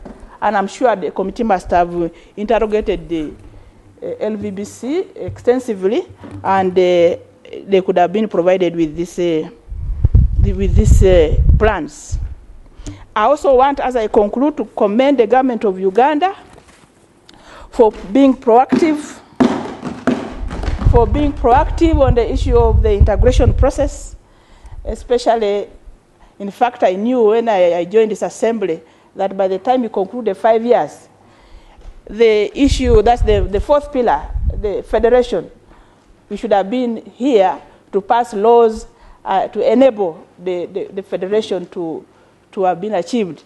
But all the same, I'm happy that we are talking of a confederation, a constitution for confederation. So this is it's not really very substantial amount, but I would like other countries also to follow suit and contribute towards the same fund, because we want to achieve the same objective. Now, in conclusion, I would like to thank the chairperson of the Committee on General Purpose and his committee for the precise report they have produced within such a short time, and we really commend you for that. I thank you, Madam Speaker. Thank you, Honorable Akol. Information, Madam Speaker. Just a brief information. Okay, Honorable. It may help. Madam Speaker, yesterday while we interacted with the Council of Ministers, the matter of alternative finance mechanism was deeply interrogated, and the response that I thought I would share with the House was that, yes, indeed, there was a proposal which was really at the conceptual stage for an alternative financing mechanism that was subjected to an extensive discussion, and the Council of Ministers of Finance indeed looked at it, considered that proposal, but they did not agree. There were differences between the different partner states on how this can be best implemented. So it was subjected to a decision of summit, and there is now a summit directive to the effect that further research be done to come out with a harmonized position that can then help the community to come out with an effective mechanism of financing. So it's not that it is there and it has been, it has been idle. I think it's work in progress. And for summit, theirs was to say, let's have an extensive research. Now this one is going to be like a final research on this that takes into consideration the different ideas from the different partner states. So I thought that information could help us, particularly on the issue of alternative financing mechanism. So let's support it, because this is the final, for us, this is really a final test of whether we as a community are interested in funding our integration. Because there is nothing that can happen in this community without financing. So let's give them the final benefit of doubt by providing these resources, and we wait for their report, and hopefully it will be a report that can be adopted, and then we have a sustainable financing mechanism for the community. Asanteni. Thank you very much, Honorable Odong, for the good information. I had already stated the order: Honorable Françoise, Honorable Msamali, then Honorable Nakauchi, Honorable Thomas Dut, and then we'll be done. Madam Speaker, I thank you for the floor once again. I'm a member of GP as well, and I would like to add my voice to the one of my colleagues, and not because they like to talk, because we are part of this report. When I support the report like this, it's because my signature was is not highlighted on the last page, and it's just to say that I was not around when it was being signed, because it was done after the meeting but the original copy is signed there. So there is no minority report about this. And then I would like to highlight that the same committee that considered this supplementary appropriation bill 2020 is the same that looked at the budget. The budget we have already passed. And we had tremendous of documents in front of us, and we could not even bring them on the floor of the House because we can't analyze all those documents. So I'd like to ensure Honorable Rose and all the members here present that this supplementary appropriation bill 2020, as you can read it in our first observation on page 5, is in conformity with the reallocation and supplementary budget requirements as stipulated in Regulation 19 of the EAC Financial Rules and Regulations 2012. So there is nothing to worry, even if we may highlight some issues, because as members of GP we had some as well, such as this kind of contradictory observation and recommendation Honorable Francine has highlighted on page 6. As per recommendation, funds from the General Reserve account should not be used to finance programs and projects, but for emergency purposes. We had the same reflection, and we put this question in front of the Council of Ministers. You know, they responded that even these activities are kind of in emergency because of the issue of unavailability of funds highlighted with our observation number 5. If you can go on the page, you will find it. And the funds of the substantive budget already passed comprises some MOUs, Memorandum of Understandings, and some funds from maybe development partners and commitments from partner states. When they commit, we can't ask them, please bring your money today, but you have to plan. Because if we fail to plan, we don't advance. Nothing will be obtained afterwards. So the planning system continues as you wait for the money or the budget to be available. So this is the way to go even now. As you wait for money, now the reserve fund is being, I may say, emptied. We are emptying the reserve fund. And we failed to get the total amount now in the reserve fund, the remaining money. And we appeal to the council, maybe now, on the floor of the House, to tell us about the remaining amount, so that we can cater for these emergencies we're talking about, such as you have got locusts now. They are emerging in all our region, swamp or desert, and the coronavirus. You know, they are prepared. There are issues we need to look at, and they are as emergency. So we need to know. We have supported this report already, but if the reserve fund is zero budget, we will have to relook at these activities, maybe reallocate some of the funds. It's urgent. Madam Speaker, this region is being attacked by those locusts, and you can't just look at them as if it is a simple thing. You have to support the region because we are the eye of the community, and we are here for the people of East African community, starting from because we like ourselves as well. So we can't die because we were elected by our partner states to come to represent the people of East Africa, and we need to protect them as we protect ourselves. So sustainable mechanisms, funding mechanisms should be established, and you have to make a follow-up kind of on-spot oversight on this matter. And it has to be a recommendation of this House to make on-spot assessment on the way forward with these sustainable funding mechanisms. I submit. Guidance. Thank you, Guidance, Madam Speaker. Guidance, Madam Speaker. Yes, Honorable Mgenyi. Madam Speaker, given the fact that we have a heavy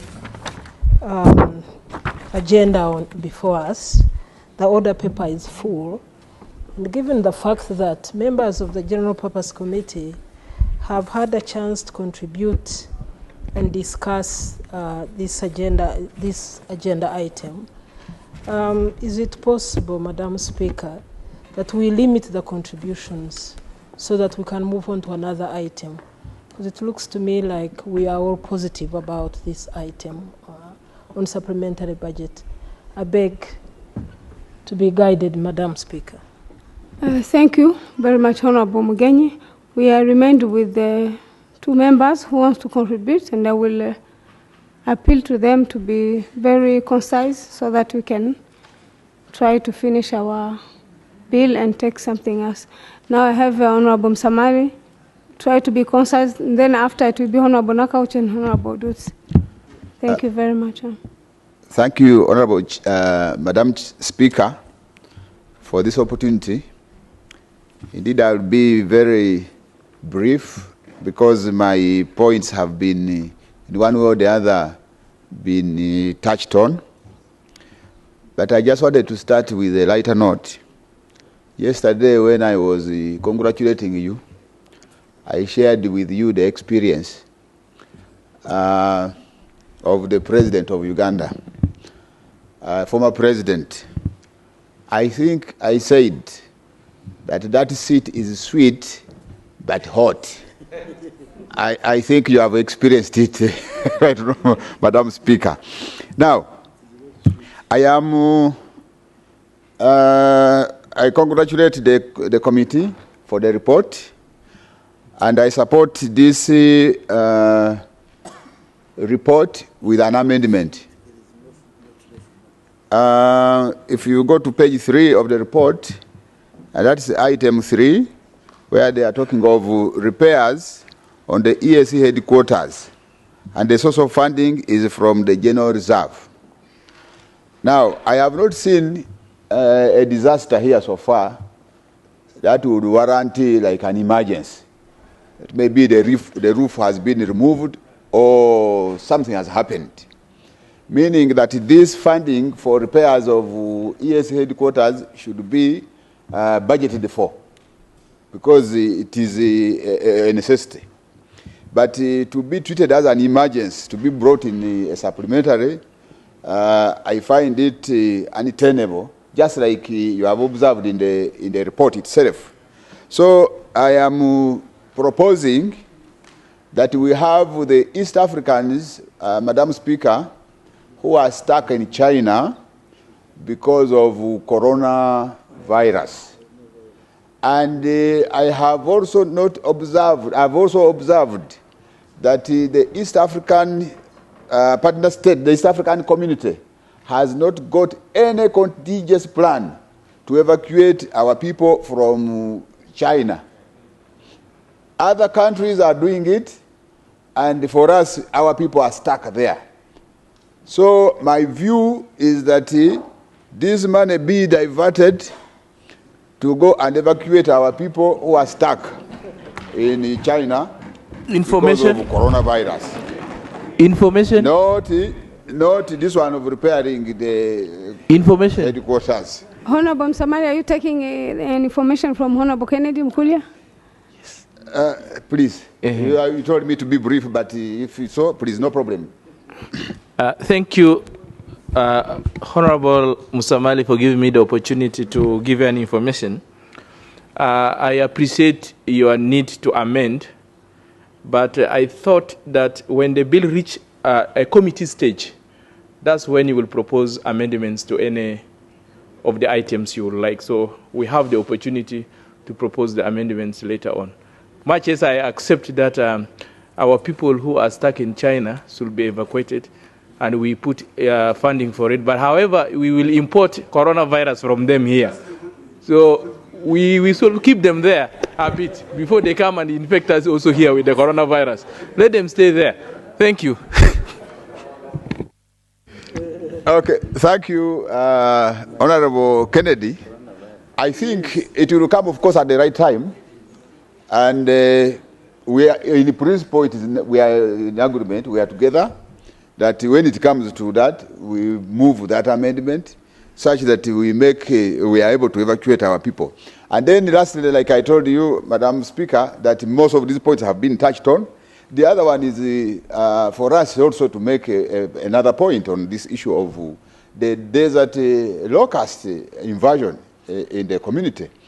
Madam Speaker, I want to use this opportunity that this is also another item which could have also been brought in this supplementary. It has not been brought there, but let me use this opportunity to ask the Chair Council to give light to this House in as far as the community, how far the community is prepared in as far as this invasion is concerned.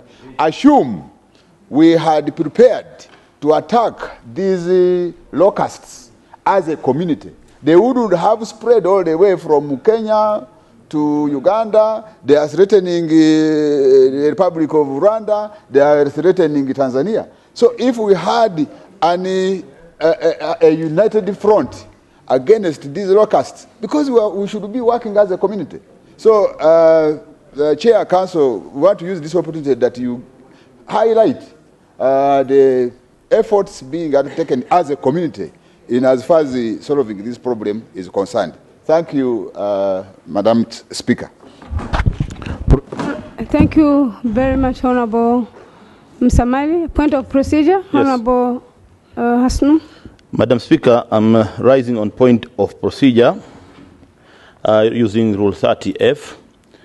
Madam Speaker, the rule states that any motion that the House do resolve itself into a committee of the whole House, because why I'm saying so, Madam Speaker, is we're in concurrence. So the remaining contributions can come while we have already committed into a committee of the whole House, and then we execute this bill and be it passed. I submit, Madam Speaker. Thank you, Honorable Makame, but I had already given a chance to Honorable Nakauchi and the Honorable Dutton, then we'll be done. Thank you very much, Right Honorable Speaker. I want to thank the Committee of General Purpose for doing what they were supposed to do. But nonetheless, Honorable Speaker, I rise to oppose the report of the committee as regards to the supplementary budget. I'm sorry, Honorable Makame, you assumed everyone is just going to support, but I'm here to oppose it. Right, Honorable Speaker, I really have a problem. I've perused the proposals for the supplementary budget, some of which I'm constrained to believe that they are very urgent. When you look at our financial rules and regulations under Regulation 19, Sub-Regulation 5, all these issues are supposed to be urgent. As far as I'm concerned, most of them are not urgent. First of all, I thought when I look at the recommendations by the General Purpose Committee, they will be recommending that we wait until the substantive budget is read, and that is hardly 4 months away. And since I've not seen that, I beg to differ. Honorable Speaker, I want to first of all be convinced by Council that we are not handling a post-mortem, because it has been a practice of management to first spend and then they bring to us a supplementary budget to pass. So I want to be given assurance that as they are requiring me to approve a supplementary, I'm approving something that has not already been overtaken by events where they have already spent this money. Secondly, Right Honorable Speaker, is this issue of us bringing money when on page 6 of the report, this is what the General Purpose Committee is saying.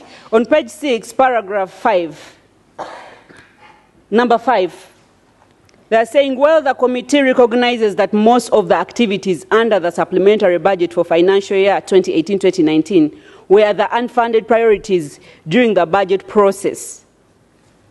It was noted that funds have always been appropriated to implement programs but are not implemented due to unavailability of funds. Now, with what you are being told by the committee, these were priorities that had to be funded, but because Council did not find it very important, they did not finance them. That's why all the time Council says it should either be zero increment of the budget or negative increment. That means it's not urgent to Council. Why are we then rushing to bring a supplementary budget, yet they were budgeted for before and Council did not see it important to finance them? I know Council always hides behind F&A to do their things the way they do them, and then F&A keeps slashing. So I'm constrained to allow us to bring these as urgent matters which require a supplementary budget. They can wait. Honorable Speaker, also allow me to add my voice on the issue of alternative funding. I'm constrained to believe the argument of Honorable Jojo Dong, because it has become a song by council. 4 years ago, we were informed by council over the same issue that they had tried to build consensus in council. All ministers of East African Community Affairs were convinced about the model, but the ministers in charge of finance were not convinced. They were not comfortable, and the reason that we were being given 4 years ago was the fact that they were not sure whether we will be able to spend all the money. And they were not sure of how they were going to use the surplus. We've been spending money on studies after study. I don't know what interest council has in these studies, that implementation of the studies is no longer an issue. We are going to do studies until we get tired. The African Union, as my colleagues have said, have benefited in our numerous studies. We've had very good studies. We've paid consultants hefty sums of money. They have consulted, came up with masterpieces, and then AU has come, picked them up, gone, implemented, and us, we've not been able to implement. And now we are back. We want $120,000 to do another study. What study has not been done? You just go to the archives, remove the consultancy papers, just read through. Now, why do you want us to continue wasting money on studies when we already have? Actually, we have more than 4 studies, right, Honorable Speaker. Now, I'm constrained to allow this wasteful expenditure, which is brought as urgent, because they're going to spend it. We allow, okay, we give them the money, and then we are going to finish even this term before anything is done. In fact, Council, I will tell you, I'm now beginning to measure the success and failures of Council using 2 milestones. 1, institutional review. It has taken more than 10 years. 2, alternative funding mechanism. It has taken more than 10 years. Am I right to say that Council is successful or Council has become a failure? If in 10 years you failed just to pull off these 2 small issues, please, Council, you should look into yourselves. Would you blame me for refusing a supplement? I'm not going to allow it. Even if you have one objection in this House, let it be on record that I objected, because it's becoming wasteful. Council, one other thing, maybe since we have a practice of borrowing best practices, maybe you should revise the way you take your decisions as Council. Because this all ghost of consensus in Council is failing this community. You never agree on anything. Council is too political. You're serious politicians. You should not deny that anyway. You go there, you play the politics, you fail to agree on anything. Why don't you copy the assembly? You decide by vote. The majority carry that day. After all, it said the majority should have their way and the minority should have their say. Let the others who are slow have their say, and then the majority carry that day, and we finish it once and for all. We are now stuck with finances. Every time we are decrying finances. We almost missed this plenary session for lack of funds. It was almost called off until the Republic of Kenya remitted money when we were almost cancelling the session. And now you've come, you even want to sweep whatever is left in the reserve, in the general reserve. When I read Regulation 32(3) of the Financial Rules and Regulations, it's to the effect that funds from the General Reserve Fund may be utilized to administer the current budget in case of a delay in remittance of budgetary contributions from partner states. Now, if this is what is supposed to save the situation in the community, because automatically there is a delay. When I read the Financial Rules and Regulations, partner states are supposed to remit by 1st January, and the last contribution should be by 31st December. By the first half of the financial year, all contributions must have come in. As we talk, 31st December passed, we don't have the money yet, so that means we are already having a crisis in the community. So we are supposed to also rely on the reserve fund to cover the gaps, financial gaps. And now you're taking all of it to construction, to repairing the structure. By the way, this is a very new structure. This building is very, very new. It's hardly 10 years. But when I look at this request by council of $305,000, that means there is a problem. What kind of maintenance would warrant $300,000 and more? As I wind up, Honorable Speaker, I want to tell council I would have been happier if this supplementary budget was requiring money for recruitment of staff. Because we are at the verge of collapsing. We don't have staff. We lost the clerk of the assembly, his contract expired in November. The deputy clerk, the contract expired in November. The committee clerks, 3 of them, their contracts expired so many months ago, actually some of them years, they have never been replaced. The entire assembly is relying on only 3 committee clerks who are also doubling as acting clerk and acting deputy clerk. Shame. Really? And every time we try to complain, they say there is no money. The issue is funding. But in the supplementary budget, there's nothing to that effect. Why would I come here now and approve this supplementary, unless if you're going to amend, include money for recruitment of staff, so that the community does not collapse? Our staff are heavily loaded. Actually, they are no longer staff. They have become donkeys because of too much work.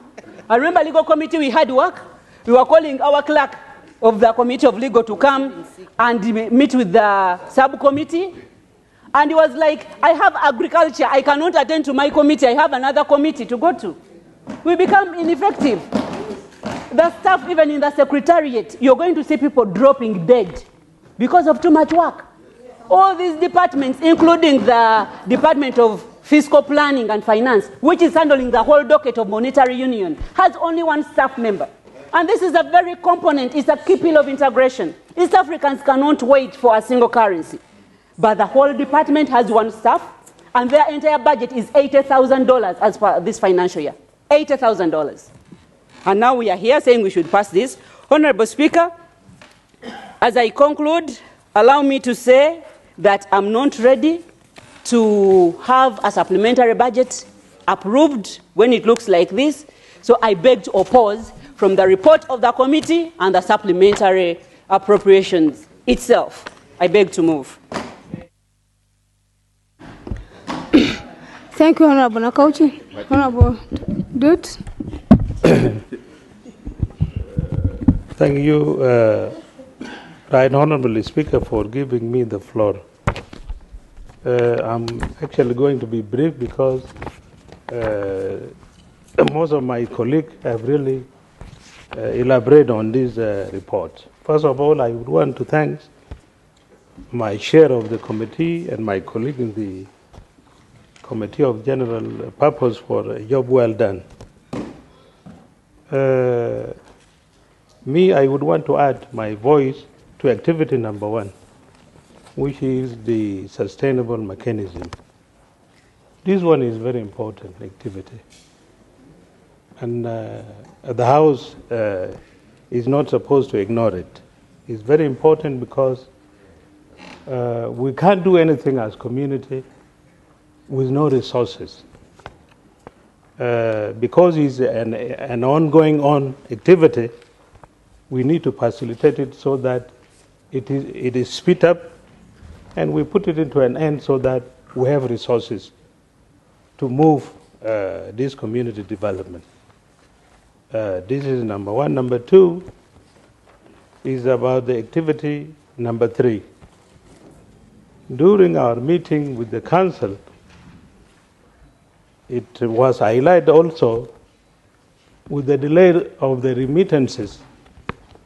There was a delayment of getting the funding, and that is why it was relevant for them to put it as a supplementary budget so that this activity is finalized, because we have learned already a contractor was contracted by the Secretariat and the activities is going on. I have heard from my colleague that this activity is not emergency. It is an emergency because the rain is going on now. It's going to rain heavily very soon. Anyway, I have an office within this building at the second floor. And I'm very happy. Very soon, maybe the renovation will reach this my office because it has got a crack. We can even bring down this building. So that is why also as a beneficiary, I would want also to support this. It has to go. Number 3, I would want also to add my voice in supporting the Republic of Uganda for its commendable commitment toward the development of this community. Finally, I rise actually to support this report and would want to appeal to the House to adopt this report. Thank you. Thank you very much, Honorable Dut. I now call the chair of the committee to reply.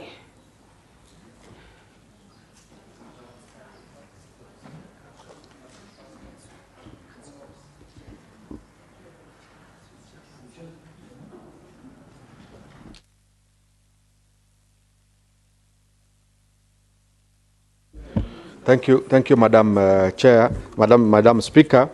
I thank you very much. I realize, yes, he was the mover of the motion, so he probably will come after me, I guess. That's or it's going to be me. Now, on this, on the issues raised, Madam Chair, I just want to say that I concur with the members very much. Literally, the voices that I've heard here were an exact replica of the voices of the committee members on general purpose. And we were privileged to have you as a member of the committee, Madam Speaker.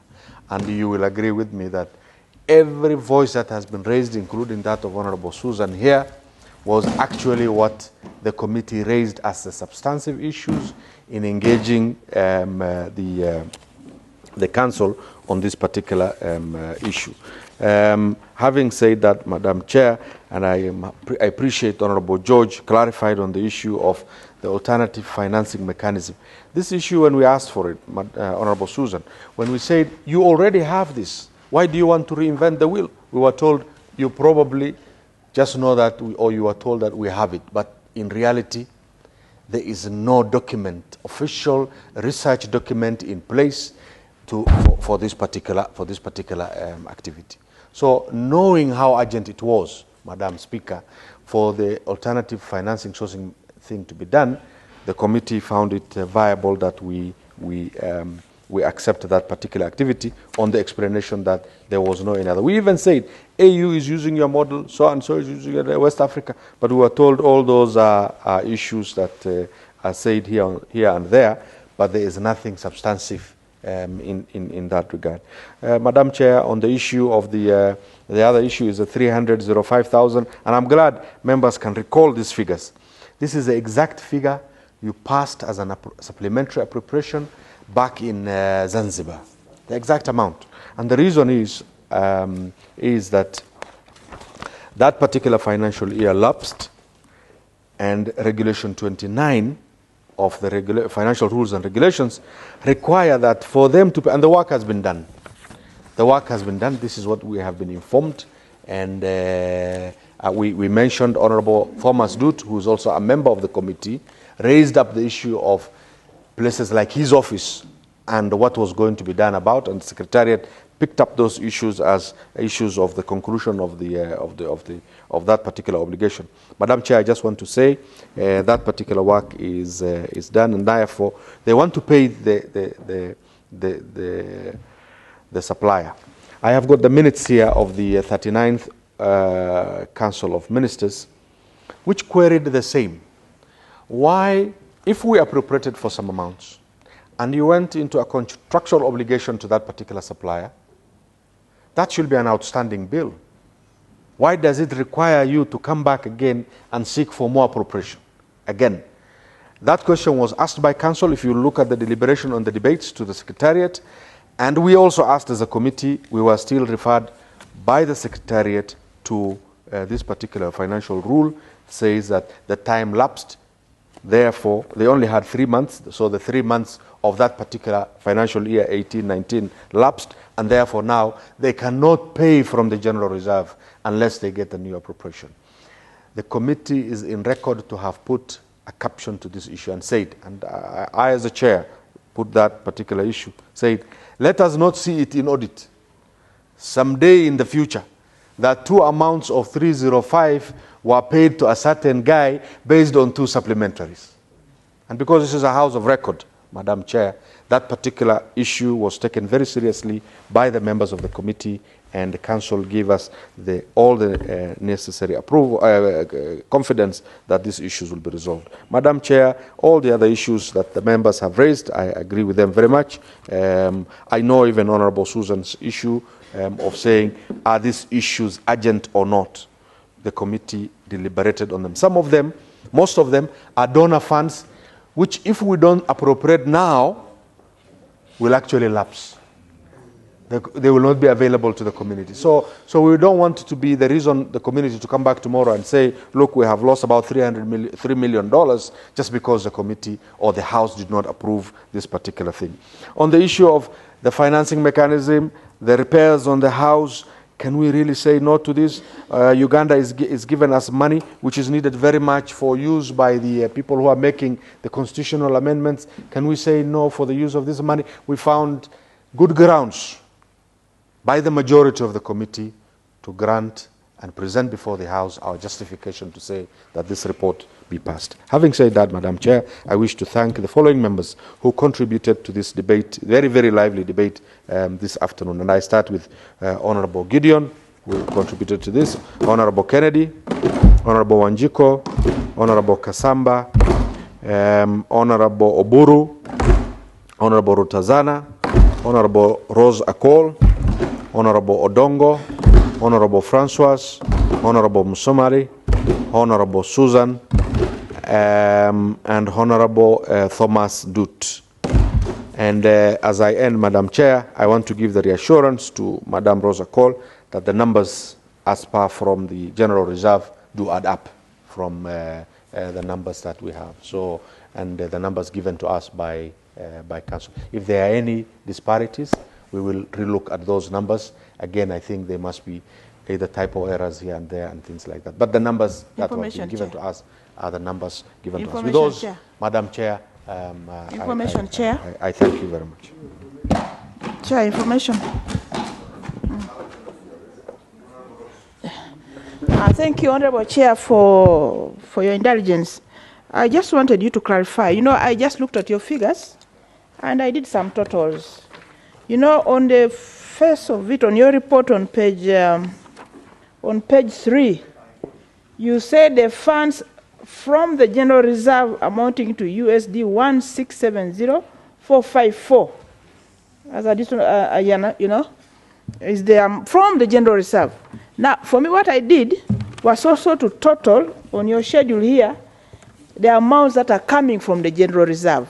That's where the difference of about $245,000 comes from. So, if the amounts, I mean the activities scheduled here are less by 245,000, then we should remove it from the total figure here for the supplementary. That's what I'm saying. We should not approve beyond what we are seeing here in the schedule. Yeah, what the schedule provides for. Yeah, so the 245, what is it for? That's the reason I'm asking. Yeah, so we need clarity on that one before we approve. Thank you. Further clarification. Yes, Honourable Chair, can you please reply to that? Further clarification. Please allow him to. Thank you, Madam Chair, and Madam Speaker and the Chair. Something which I'm seeking for clarification as the Chair concludes is a matter which was raised here, the matter of recruitment. Funds have not been provided for to recruit staff in the secretariat, which is a serious problem. So I wanted to get further clarification from the chair. How are we going to treat this matter? Now that we are considering a supplementary, isn't this the right time for us to consider this matter? If this money has not been provided for, we should provide money to have the recruitment of staff done in the community. Thank you. Thank you, Madam Speaker. Yes, Honorable Chair. Madam Chair, I beg your indulgence. I thank you for your indulgence. Let me say, Madam Chair, for avoidance of doubt, let's put it to, because unfortunately I may not be able to punch numbers here now in terms of the exact figure, but for avoidance of doubt, let's say that each activity mentioned here, from activity number 1 all the way to activity number, the ones on the LVBC, all the activities that are listed here, Madam Chair, and activity number 16, for avoidance of any doubt. For avoidance of any doubt, those activities are being presented here for appropriation for the amounts that are stated here. If there is any variance for whatever reason, then that must be a typo error on our report in the beginning and the number that I have put. But for what I have punched in here, which is, I don't want to claim accuracy because you have also done the same and we cannot take the time now to compute. This is what came to us from the Secretariat, and the numbers for every particular activity is listed here. Let it be in record for the House that the House is approving for every activity for the amount that it's been appropriated for. I think I want to leave it at that. Point of order, Chair. Thank you very much, Point of order, Honorable Chair. Point of order, Chair. I think the Speaker has the option of giving the point of order or not. Honorable Chair, Council, can you please proceed so that we can wait? Well, can I just say that, because I was doubting, because maybe it was only my additions that were not correct, and I didn't want to dispute my sister. But Honorable Mariam has also done the numbers, and the numbers are correct as they are. Thank you, Madam Chair. Yeah. Thank you. Yeah, specifically for the General Reserve. Thank you, Madam Chair. Honorable Council, Chair Council, can you please wind up? Thank you very much, Honorable Speaker. I think I just wanted to maybe to remind what Honorable Musamari had said, that your chair is sweet but hot, but mine is neither, but is not sweet, but is very, very hot.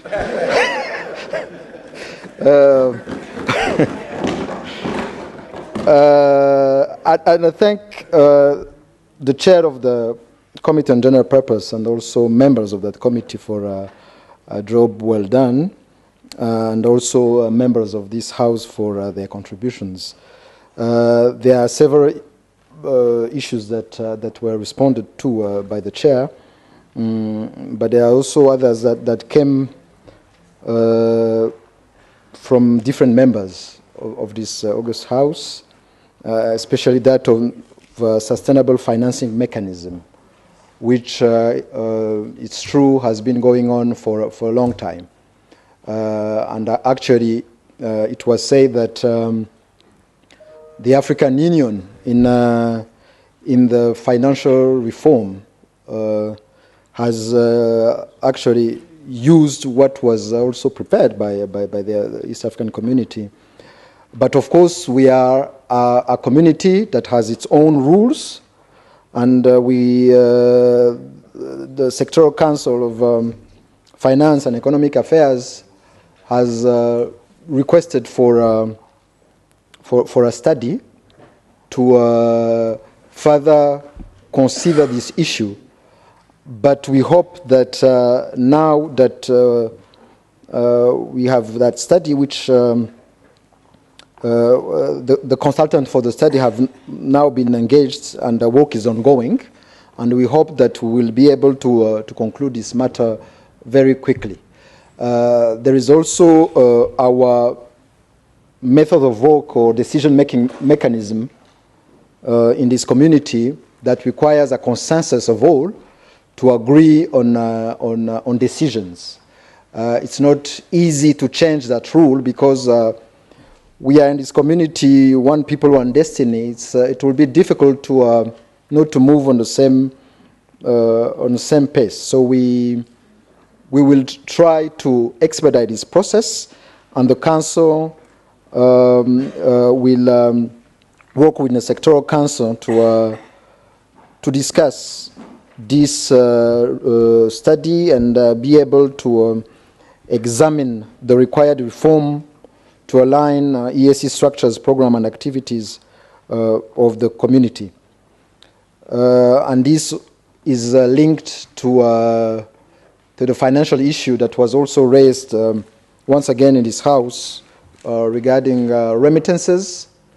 It's still an issue that we are addressing. I've informed yesterday that we are now at 61% of remittances up to now, which is very low, since we have now 4 months remaining only in this financial year 2019-2020.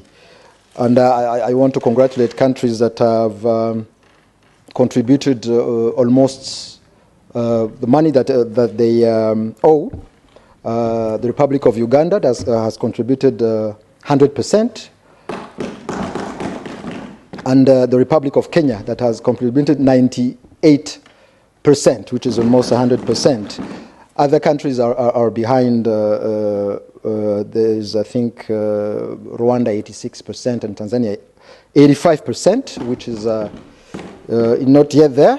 And we are still waiting for contribution from other partner states. So it's still an issue that we have, which requires now to work hard to have this sustainable financing mechanism in place. And I promise that as a council, we will work closely with the Minister of Finance to ensure that this issue is concluded. There are other questions that were raised, or contributions that were made on LVBC headquarters. We welcome the recommendations and we monitor the process and progress. The Secretariat also has in place a budget performance monitoring mechanism, and the Council will ensure that it is enhanced, because that was one of the questions that was raised on monitoring of performance of our budget. We will also monitor the design of improving collaborative conservation and management of transboundary natural resources in the East African community, and this is bound to ensure that we have money, value for money. And another issue was also raised regarding the protocols, implementation of protocols that we have signed.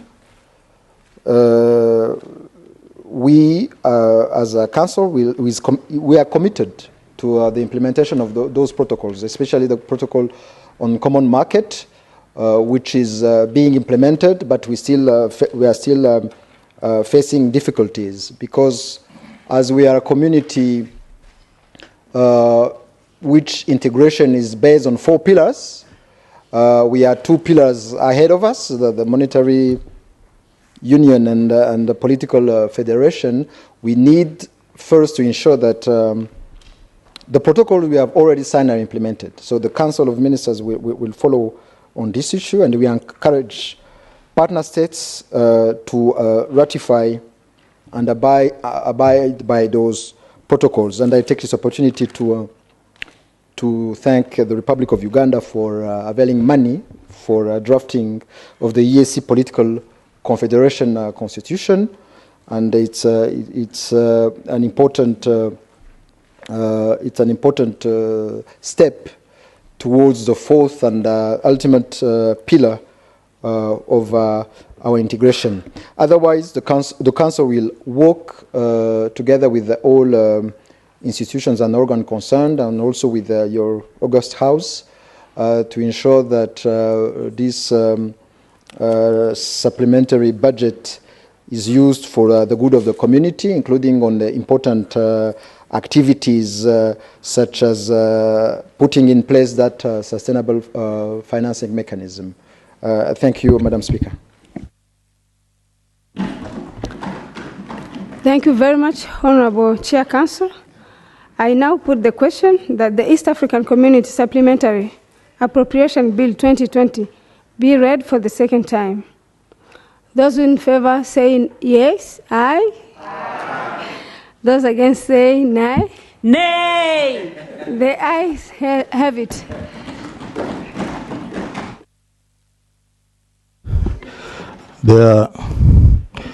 The East African Community Supplementary Appropriation Bill 2020, Bill Committee Stage.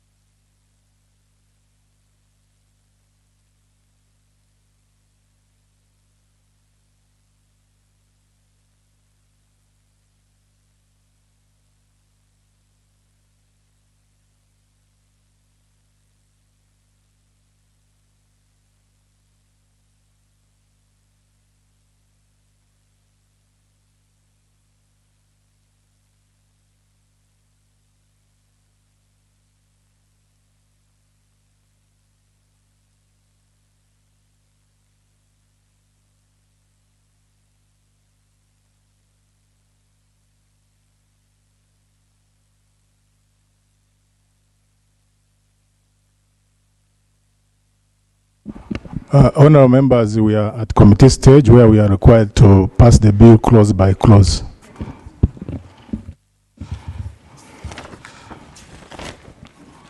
Clause 1. I propose that I put the question that clause 1 be part of the bill. Those in favor say aye. Aye. Those against say nay. Nay. The ayes have it. Clause 2. I put the question that clause 2 be part of the bill. Madam Chair, I think we should first propose that clause 1 be part of the bill. If there's anybody who wants to say something about it or something, and then the question, if there is no whatever, then we put the question. It's got a proposal to the clause to be in the bill, and then the question. Clause 1. You put it. I propose that the clause 1 be part of the bill. Those in favor say ayes. Aye. Those against say nay. Nay. The ayes have it. Clause 2. I propose that clause 2 be part of the bill. Those in favor say aye. Aye. The contrary. Point of order. On the contrary. Yeah, Madam Speaker, Madam Chair, if you allow me, I think you just need to be guided rightfully. The first is you propose that clause 1 be part of the bill, and then later you will propose a question that be put the question that clause 1 be part of the bill. You propose that clause 2 becomes I propose that clause 2 be part of the bill. Procedure. I now put the question. Procedure, Honorable Chair. Between the proposal of the bill and putting the question, I think the members should be given chance if they have any member to speak. If there are no member to speak, is when the question can be put. So can we be given that opportunity? Because when you propose, between the proposal and when the question is put, there is always time for members to have a say. A schedule of amendments, which is not there. There's no schedule of amendments. Yeah. Thank you, Honorable Noor. If someone has a proposal, will raise up his hand and then I will allow him to, or her to speak. Madam Chair, procedure. Madam Chair, if anybody wanted to bring an amendment, they should have brought it in writing. So, Madam Speaker, if you don't have before you any amendment, you just read as a formality that you propose, if somebody has something to say, but there's no amendment. Yes, because it is just proposing and then putting the question. Because there is no amendment. Yes.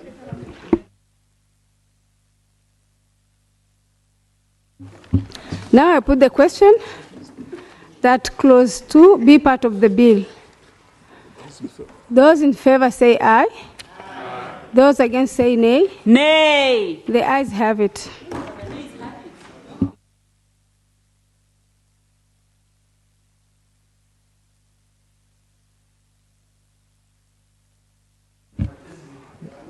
The schedule? Propose that the schedule becomes part of the bill. Now I propose that the schedule be part of the bill. The schedule, just yes, for the Honorable avoidance, Chair, Madam Chair, for the avoidance of doubt, because Parliament is a house of record, Honorable Rose had raised a question or a query on whether the figure 1,670,454 is actually accurate as from the reserve fund. And I want to say it is accurate as it is. The details are every other number that you have added up there. What you probably have not added is the 66,200 from the East African Health Research Commission, which is from the reserve. And this is item number, you need to add item number 14. And then item number, the very last one of ARUSHA of an amount of 178,710. If you were to add those numbers, you will get the figure of the 200 that you're looking for. Yeah. No, those must be typo errors. I thank you, Madam Chair. I just want to confirm that the numbers as reported by the committee is as it is. Yes, Honorable Fatma Ibrahim. Madam Chair, while we were discussing, people were discussing the allocation for each section, I think people raised a serious concern of number 3 on repairs on the East Africa Community Headquarters. And Chair, I thought this should have been not approved because of the main concerns people have raised, because there was similar amount which was allocated in the last supplementary budget.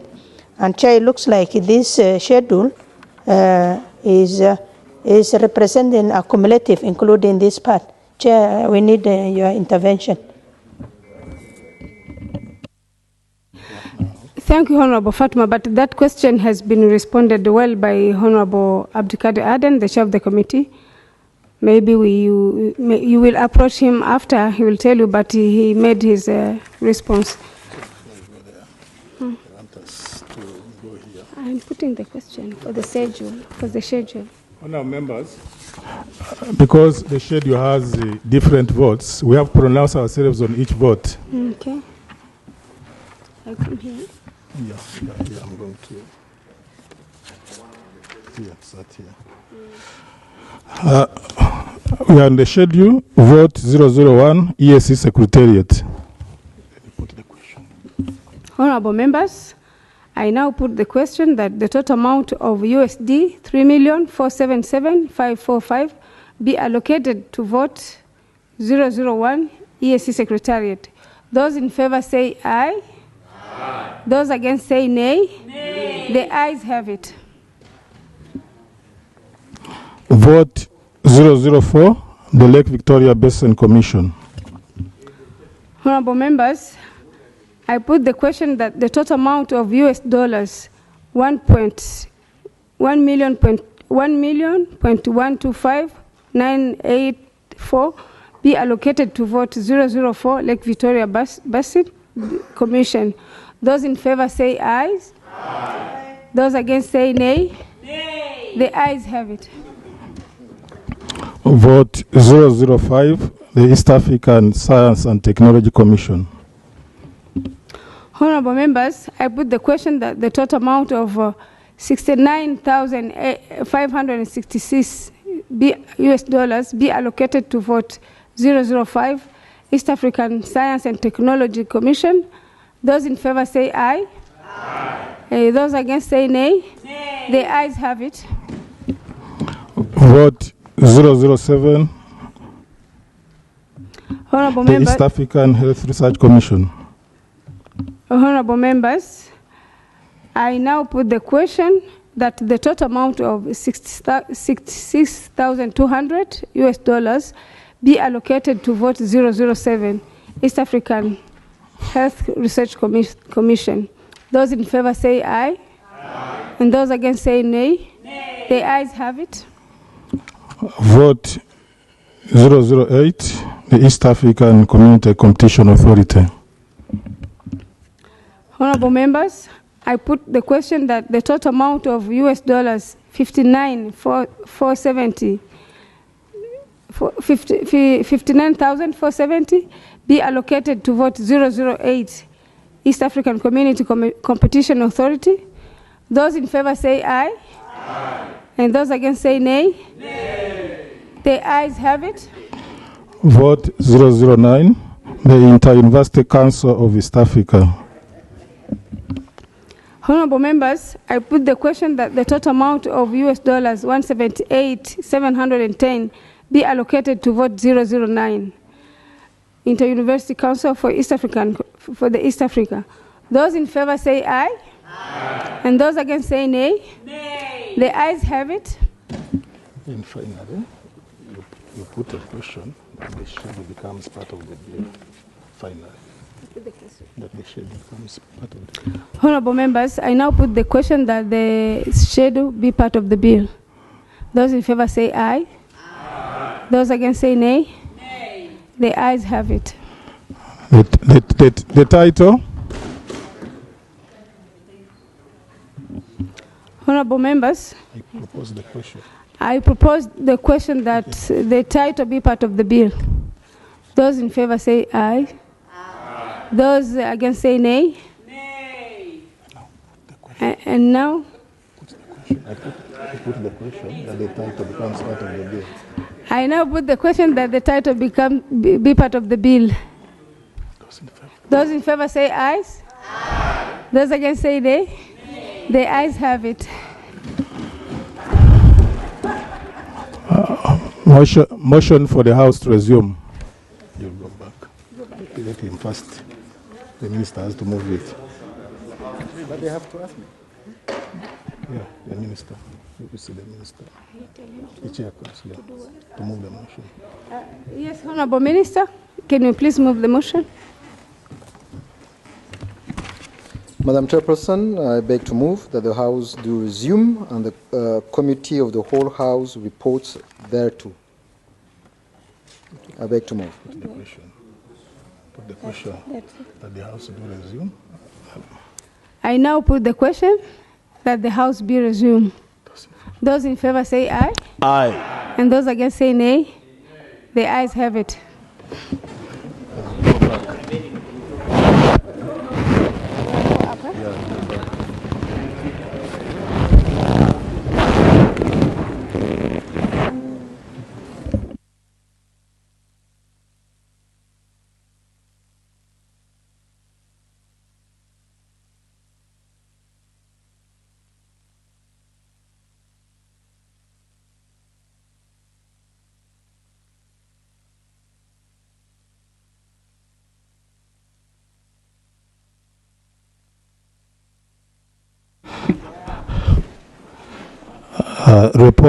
Report from the Committee of the Whole House.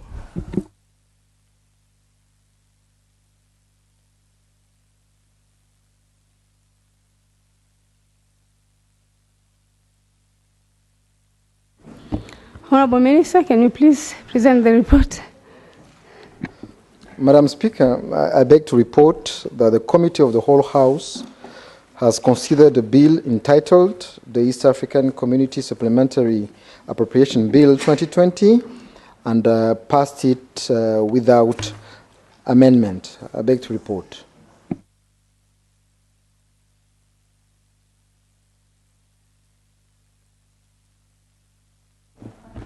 I now put the question that the report be adopted. Those in favor say aye. Aye. And those against say nay. Nay. The ayes have it.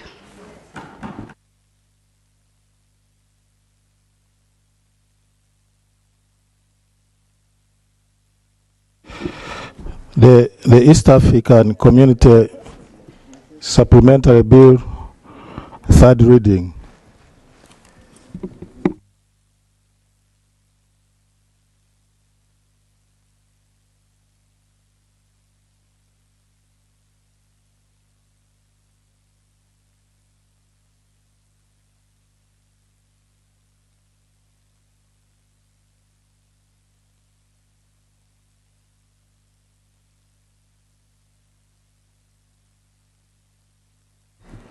I now call the minister to move the motion.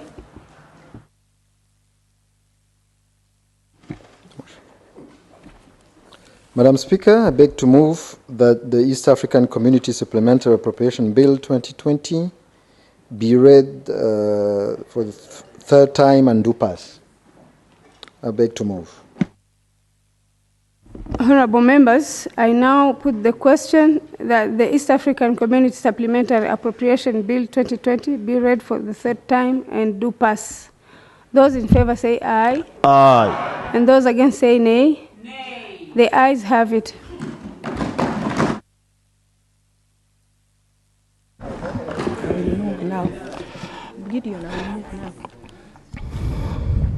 Motion, The Madam bill Speaker. for an, Okay. the bill for an act entitled the Act of the East African Community to appropriate a supplementary sum of the United States dollars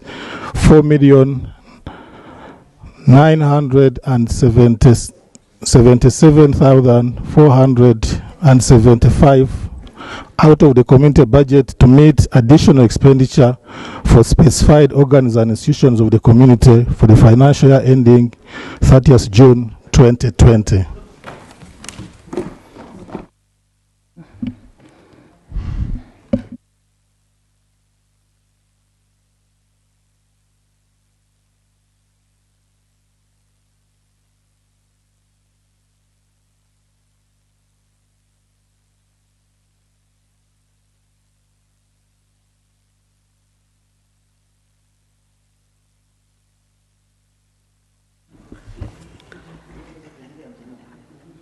I now then declare that the East African Community Supplementary Appropriation Bill 2020 has duly passed by this House.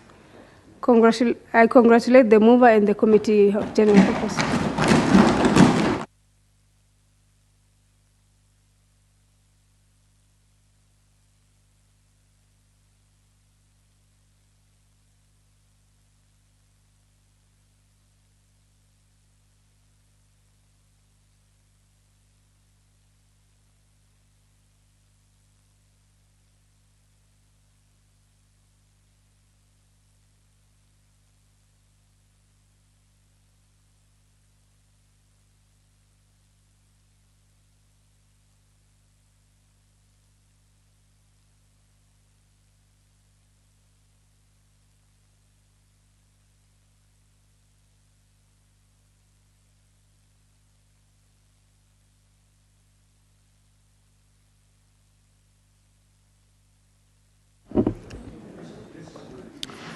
Honorable members, if we look at the clock and how members are exhausted, and I would like to inform you that we adjourn this plenary, this sitting, to allow the Commission to sit and organize the agenda for tomorrow and send it to you.